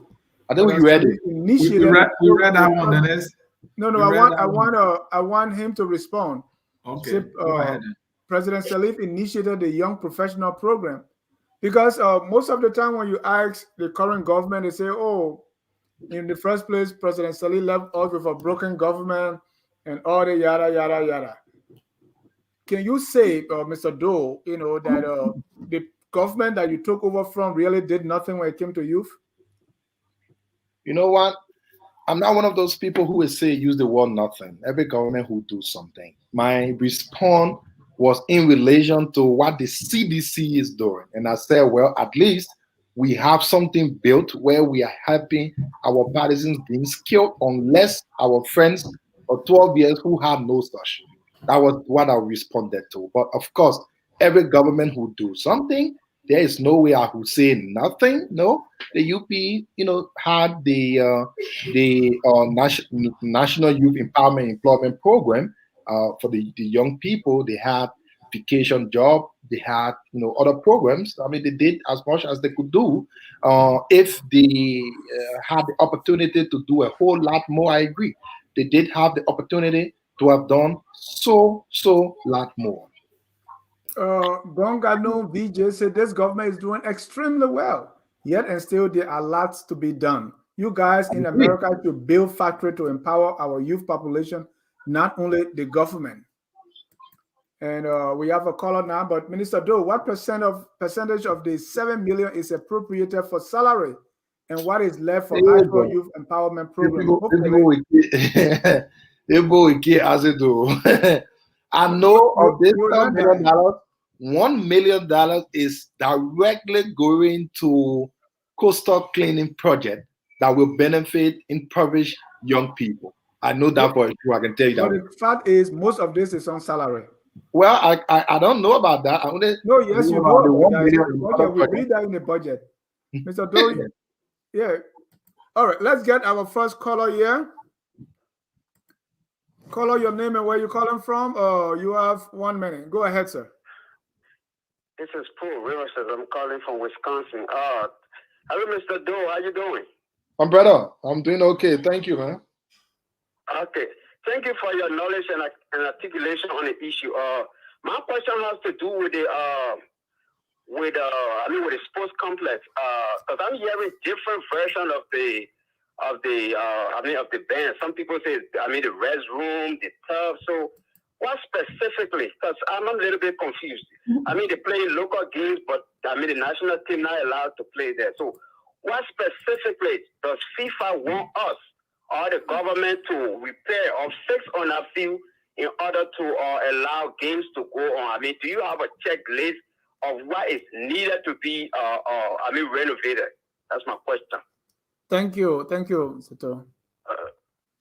Well, if I may respond to you, my brother, what I do know, two main key issues that have always been it. One, the playing page, and the bucket seats. The artificial turf want us to change the entire grass that is there right now and put a new one. And then the seats, they want everybody to sit down in a seat. Don't sit down on the cement like it was. But what I can guarantee you is Minister Simon Twe, in his wisdom, as he's always done, had included about 1.5 or 1.7 million dollars. 1.7 million dollars, around 1.5 million, to ensure that issue of SKD is handled and taken care of. Before the end of the next budget year, you will be proud of your SKD. That I can assure you. You remind me of a minister who described President Doe. He said President Doe demonstrate Christ-like qualities. So when you say Minister Doe, the national sport meet, the fixture is out. Yeah, man. As an official of Ministry of Youth and Sports, I root for every county Liberia. Though I'm from a county, but I cannot publicly support my county because you want to exhibit some level of professionalism and not be judged as a person who will do everything because as an official of the ministry I can meet the referees, I can meet anyone, so I stay clear of all of those things. But it's been a phenomenal tournament, brings people together a lot. During the time of the county meet, you see a lot of energy among the young people, and I thought this is one of the major successes we've had as a ministry, and this year will be, of course, no exception. Right. So what is the goal, and what are the different sports that are going to be there this year? What does this national yearly county meet tend to accomplish? Well, I hope I know, but bottom line, you who know, is recreational activities, which of course is important for our mental state as people, and it provides opportunity where young people can, again, like we've been saying, engage and meet their full potential. There are youth who want to be professional soccer players. We have to create that enabling environment. The National County Meet is one of such programs that is meant to do that. And also national unity, man. Sporting brings unity a lot. Once that thing on, you see everybody all ruling, yelling for their people. Nobody talking about the confusion you and your sister were making home anymore. So it helps. Is it part of your youth development program? Is a major component of youth development. That's not correct. It's a major program of youth and sports. And so, what is your success criteria as you go into this year's Well, county? you have been seeing, you have been. I know you like the 50%, 20%, 100% anything, but you have been here and you've been seeing the county meet. The county meet is one of the most successful national. No, I mean in terms of youth development, you as the deputy minister now, you set your criteria as you go into this. So, That's what what's I'm your success saying now. criteria when it comes to youth development? I know you always want 20%, 30%, 40%. I wish Liberia was America, but I'm only telling you that the youth and sports is divided in departments. Okay. The county meet is under the sports bureau, although it is youth development because it helps improves the mental state of our people. I wish I can measure how it improved the mental state of each youth. I wish I could do that, and someday I will. Maybe I will call you to help too. Right. And the reason I'm out because this is how I think, right? This is how the whole world works now. So we can be doing these things, just hoping that by chance we're going to achieve our goal if we don't set these targets as to what we really want to accomplish based on numbers and what we do. Right. But the numbers now will be based on the goal of the program, not because you say youth development, they ask what is the source of youth development for agriculture. I mean, what is the intent of agriculture is to provide food. So we want to look at how much food has been provided. And that the counter meat is unity, is mental state. So we want to look at how it has unified the country. So that's a fair point. And Isaac, I don't think agriculture is only for the provision of food. I mean, No, it's I'm a gonna say major. something. I'm not saying it's for food, it's for a lot of things. I'm gonna saying, how you will measure certain things. Yeah, from the ministries angle, because all the ministries should be able to find a way to raise revenue for the government. Here you are, you have pitiful $7 million. The office of the president has stabbed right there on at that building, getting $20 million. I don't know how the Ministry of Presidential Affairs generate any funding whatsoever. Maybe they do. I don't know. But what I'm coming to is, Isaac, is there any plan Mr. in Speaker, place? do you mind if we take two more calls? Oh yeah, let's take them quickly.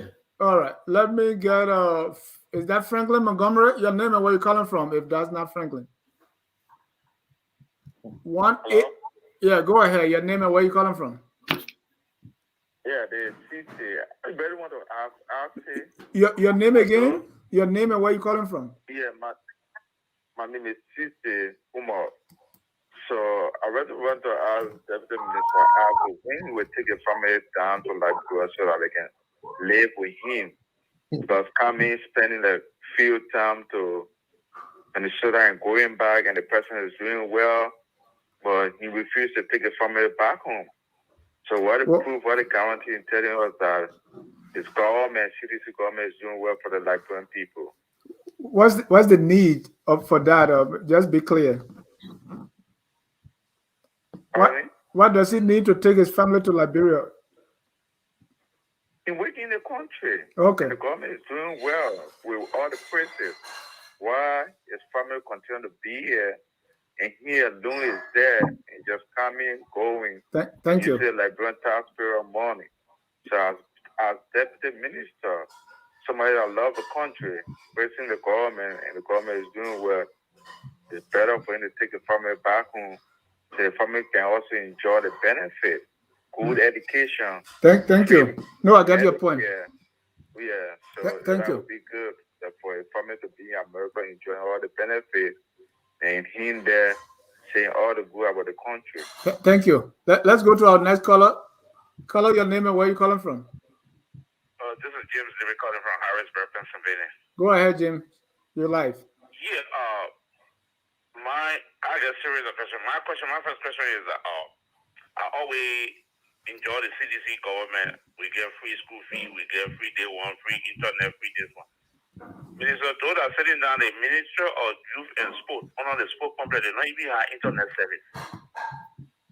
But the phrase that the University of Liberia internet service is connected is this one. Children going to school without internet, but they always praising and say, oh, we do this for the student, we do that for the student. Even the presidential affair office, they don't have internet service. You go there, you go to the minister, what they call back. When you go to in America, they can always compare Liberia with America. You come to America, you enter any building, you can access the people's internet. You go to Liberia, enter most of the building, Capitol building, Temple of Justice, they don't even have internet service. They're doing individual phone from that phone. That's why they get it. Then they say they provide internet service for the University of Liberia, which is a big lie. Thank you. I've been there several times. So the minister to comment on that. No internet service at University of Liberia. So they will not be lying to the people outside. Thank you. Thank you. Thank you. All right. You got two questions there. Yeah, the last man. I will take your suggestion and tell Minister Tuet to put millions of dollars in the budget for internet service at every ministry. I hope you don't complain. Do you know how much that will cost? Or you being sarcastic by saying put millions of dollars? Any brothers that we should do it, we will put millions of dollars in the budget for internet at every place in Liberia, all government ministry. Listen, do you know, Mr. Doe, you are saying this somehow like out of frustration. Don't you think we need internet at all the ministry and agencies? What? Don't you think we need reliable internet at every ministry and agency in Liberia? We need reliable internet, we need reliable water, we need everything you think human being needs, we need it. This is our country's such a time. In as much now the brother said we can use the phone, can he at least praise us for going the extra mile? You want praises? To the Mr. Doe, you want praises for the work you accepted to do? You want praises? No, but he just said that we use our phones. We shouldn't be using our phone, right? Mm-hmm. But we use it. Isn't that a sacrifice to ensure Liberia gets better? No. How is that a sacrifice? Mr. Doe, he's talking about internet, and you are being, I don't know, you're being sarcastic or you don't like that he actually billions of dollars. Let's be very. We want to have this in a very professional way. Are you saying the issue that he's raising is irrelevant to the discussion? Is that why you're trying to, as we're saying, like, he is not being sincere to his country? That I would tell you for a fact. The man is criticizing us not having internet at every place. Who told you we don't need internet there? We need internet. We should have internet. Listen, I need gas slip. I should have gas slip. Do you know how many meetings I go on per day? I need calling card. Do you know how many international conferences course I can be on? I do need it. Mr. Doe, are you serious? Mr. Doe, when you were working for Wells Fargo here in the US, was Wells Fargo giving you gas slip for your car? I think you got it. I'm paying mileage. And you know that. When I was at Wells Fargo, I don't get on international conferences. Whenever I did, there is a computer I will use. In Liberia, I get on calls on every day. Don't you think I should have it? I should. So we are not having it. Are we complaining? These are the waste and abuse of the national budget that Minister Tuet talked about it last time. Before you found one minister get about 1,000 worth of gas slip in his pocket and it will expire. Imagine, it will expire because he got no use for it. It's so plenty that he got no use. And you have not done anything about it as a government now. I mean, in the past, I'm telling you what Minister Tuet did. The waste that they removed. Now they've managed to take all of those and save some, I think, according to him, either $8 or $13 million from that. It's not a good thing. And that money is reprogrammed to building roads, to building proper housing. Isn't that? This is one part when I agree with my brother, the caller. If we are going the extra mile to get our own phone, put card on it and use it to do government work issue, at least, man, give us small little commendation. Mr. Doe. This government official used to get $500 scratch card. You want us to get it? We will appreciate it. That's what I'm saying. But let me go to the first brother who talked about taking my family to Liberia. Sorry, my brother, I will tell you that's the most childish question I've ever heard from anybody. We have Americans in Liberia. Who you tell them to leave Liberia and come America? We have Chinese in Turkey. There is country other people in. So because my family in America, meaning Liberia is no country. Because Americans in Liberia, meaning America, is no country. Because Chinese in Turkey, meaning China, is no country. Let me leave it at that, and we can continue. All right. Back to the question of internet, because I really believe that the internet is major. So if we don't have internet and we're doing other things, don't you see it as maybe we are not prioritizing correctly? We talk about the 20 million that is being put into the Presidential Affairs Ministry's budget, right? Well, Yeah, no. It is. Hold on, because if you have to do international calls, if you have to do all these things that will enhance your job, and the money is not put there, can we not go back to the budget and see if we can redirect some funds? Well, again, like I tell you, having internet is something that I will definitely advocate for. Is it a priority? That's what I want to get you to. Well, in as much as Liberia's problem, I will not rank it among the first top priorities. No, I will not. Mr. Doe, let me tell you from today and take it from me, that is among the top priority, even compared to roads. Roads? Yes. I disagree. All right, and here is why. I disagree. Compared to the billion of roads, listen, if you will advocate for me to get $500 scratch card, I will dance. Who told you I will not dance? No, I said internet. For me. Yeah, but the scratch card can be internet. There is a fiber optic cable that is right there in the sea. There is this whole national project or international project. Google has one, and all these things that we can tap into. We have had people. I beg you, if you're discussing Liberia, understand Liberia is not America. I said, though, Americans are not angels; they are human beings. I want me to understand. If Isaac Doe goes to Grand Creek County to do work there, that your fiber cable you're talking about, who you say? No, what I'm saying is we can't. The government can put money and run a high-speed internet that can cover the country. We can do that. And that is why your I will be happy. I will be happy. Please. And that's why I'm talking about priorities, because when we have internet, even as far as Dodokan, where I come from, we can outsource jobs from the United States. So, like I said again, if you can help me advocate for internet at every place, I am for it. Do you hear what I'm saying? And it has ever given you information. You are a representative of the government. Engage Google. Engage Google. Google can help the country. Please advocate for me. I'm not disagreeing with you. I want okay, let's take our next caller here. Let's take the one from me first. Caller from me here. Go ahead on the WhatsApp number. Let me hear you your name and where you calling from.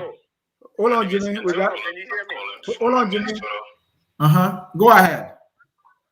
All right. So first thing, I'd like to start from where the most recent conversation ended, but I want to acknowledge Mr. Asedo in studio.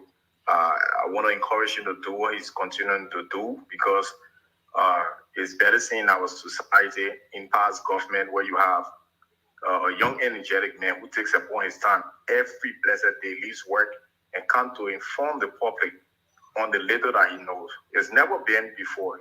We are familiar with Liberian government officials, especially for people who in the age range of Mr. Asedo will leave work, gallivanting around the town, womanize. This young man dedicates his time to public service in different regards. People will be texting, will be commenting, but it's a regular Liberian way of behaving.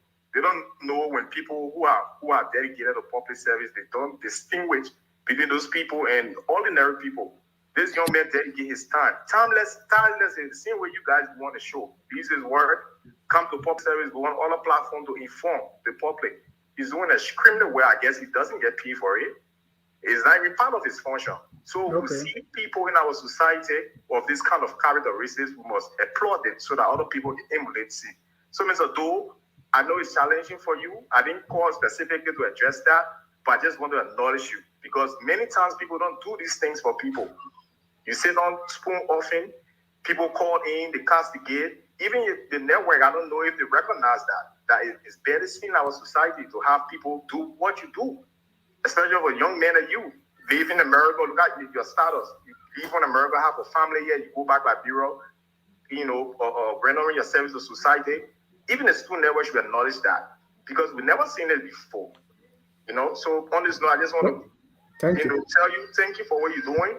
And I want to encourage you, even if you can have a separate segment, of your time in your leisure time that you engage as an individual, so that people, because the position that you occupy is very important, especially for post-war Liberia and the kind of government you work for. This is a government that is pro-youth.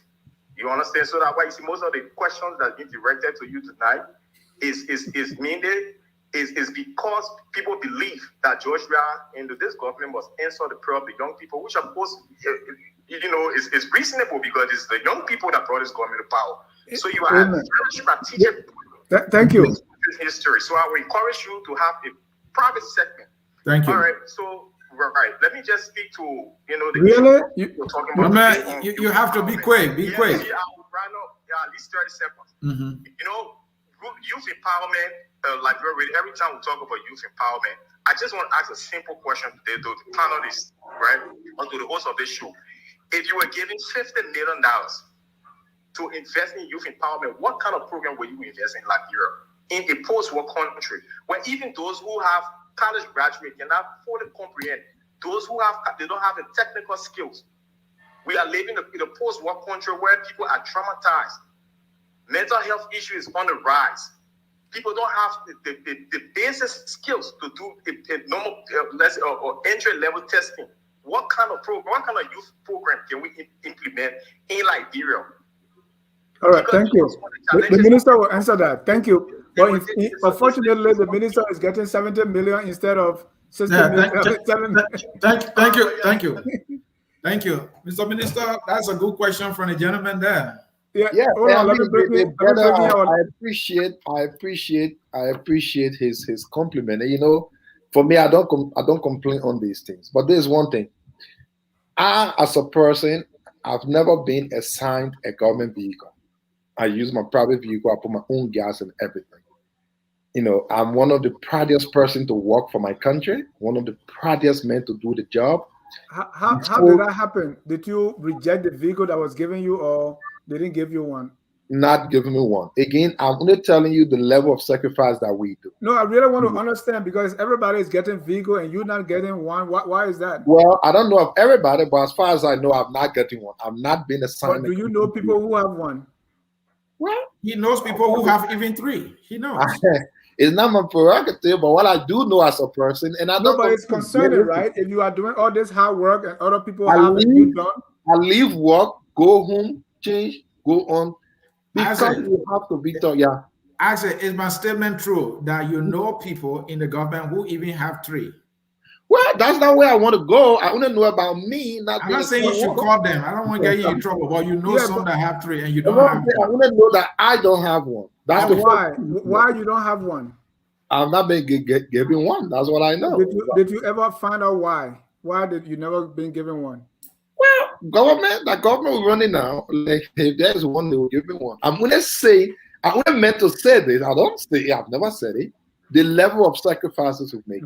So are you complaining? Well, have you ever talk about that? All right, let's take our next caller, Mr. Doe. Caller, you are live. Your name and where you come from? Hello, Dennis. Can you hear me? Yes, sir. Okay, this is Jimmy Eastman calling from Washington, D.C. Minister Doe, thank you for gracing our show. We really appreciate you coming on and providing some feedback on affairs of the youth. I found it very interesting that many of the questions were asked, you didn't have the data to respond, but that is okay. You touched on the internet not being in the places, and being a person who has built several networks, I noticed that the competence of the people in charge are part of the problem because they don't know how to do it, but they're in charge. So my question to you, Minister Doe, what would you do different than what has been done in the government today? Let's see if you can man up to that question. What would you do differently? From what perspective now? From what angle? Youth. I will invest more money. I will invest more money in you. Focus a lot in opportunities that lead to income generation, employment. That's, if you ask me, it's what I'll do. All right. So Mr. Samuel 12 did not use his wisdom this time on the budget by giving 20 million to presidential affairs and then looking at the youth and giving Mr. Samuel 12, I thought it's one of the most high working. If you know the pressure, he's one of the most high working public officials we have today. If you know the environment in which he works, this is not a time where you had on mail bringing about 200 million. On mail bringing 200 million no more. This is not a time where everybody gives you money because you just from work. Nobody gives you money because you just from work. You got to look for your own money. And if you know what it means, I see why the budget performance report is not on time because he had his work cut off with him. But this is the first time the fiscal space have been on real-time information dissemination. The budget was released on Friday, on Saturday was on the website. It's never been happening before. Yeah, you are right about that. This is the first time Samuel 12 have achieved it on time. I agree with that. Well, first time ever, at least in 4 years, he achieved it one time. Very early. That is a failure. That is a deep minus. Mr. Doe, there are some punches here for you. The Deconti J say you are paid to do the job, so you get no extra cookie. No, I'm not paid to sit on platforms there. I'm paid as Patrick Bodie Kennedy. And usually when you notice, I go on this platform after work hours. I should be doing different things. I just feel like the people we need to always hear our side of the story, and we must be there to tell our side. And I don't speak the best of English, but I know I'm not afraid of English, and I'm not afraid of it, so I'm there. Well, I'm not paid for that, no. Thank you. This one comes from Patrick Bodie Kennedy. He said, today's show, the crew boys control the platform. Your response? Well, cool people that liberate people that human being. All right, yeah, we agree, no problem. Okay. All right, Dennis, we have to go. We're gone 2 hours and almost 15 minutes. Usually we don't go that far. And we want to say a very, very big thank you to our viewers here who follow the broadcast today, and to Mr. Isaac Doe. I don't know if I have to say this. Those of you who don't know, Isaac Doe is a little brother to me. He passed through my hands here in the U.S., so we have a good relationship, and I think I train him as a big brother. That is why he is a much better example in the proper government. Our only disagreement is that he sees a lot of good things in the CDC, and I don't see, a lot of good things in the CDC. But I brought him up to disagree with me, and that is the value of a human being, to hold their own thoughts, irrespective of what their big brother thinks. Mr. Doe, I'm proud of you as a big brother, and thank you for honoring the invitation. I wonder you are thinking that my big brother will take it easy with the questions. I know what to make it do, so I say, I wanted to say the last thing you called it from more. But before I say this, I know someone keep asking a question. It means although working Liberia or he work in America, and I thought it is okay to just tell under my sister or my brother that people that work do have something they call leave, and when you work for 12 months, you can take leave. So I took leave to come. I worked for 12 good months. If I had 13 months, 1 year, 1 month before I took a single month leave. So yeah, people do. Also, my being here says not leave, because from 12 o'clock our time, my assistant minister will start calling me from Liberia. We would be on the phone until 5 o'clock before I go to sleep. Everything we would do, then I would be on the phone to be talking to him. I would be on the computer doing programs, sending it to him, sending it back. So yeah, they get something they call leave. That's why we are here. But it's a good thing to see our family too. Please don't take our family away from us, regardless of what. But actually, it was a good time on the show, Mr. Steele, like you said, man.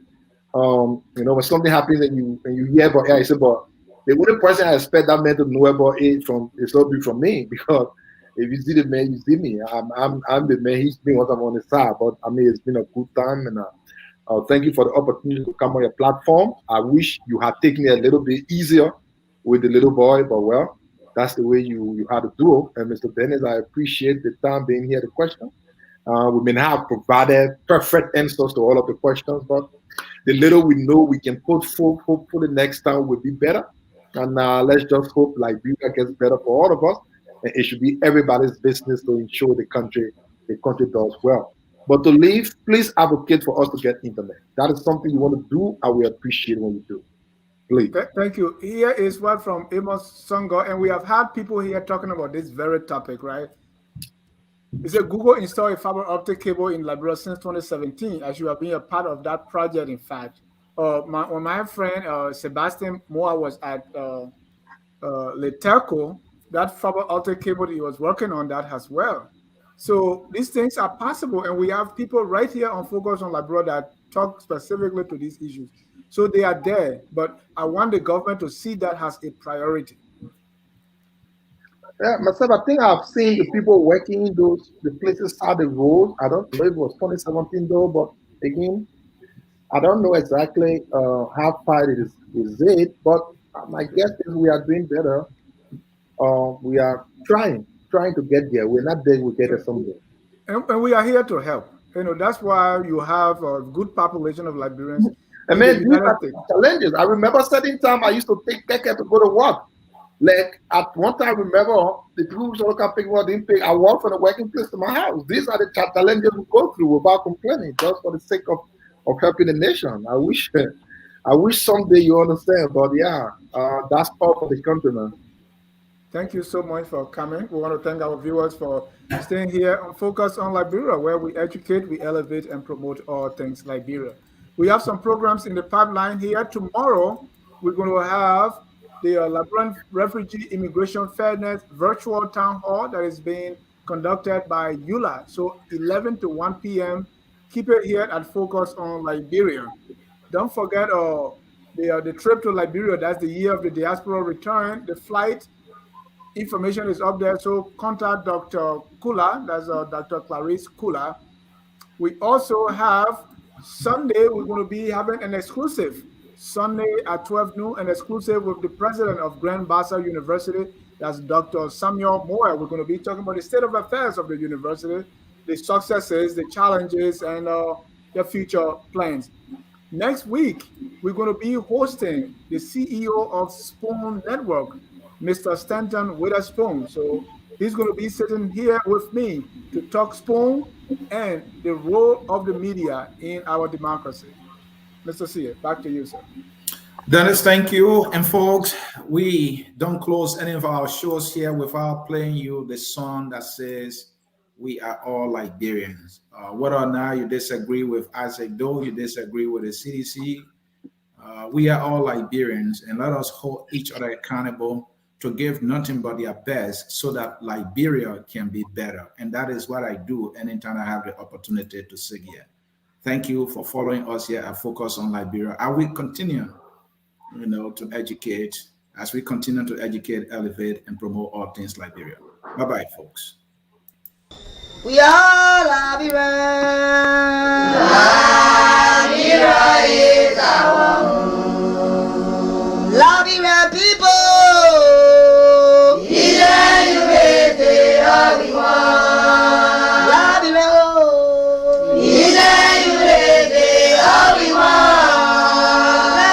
Liberia.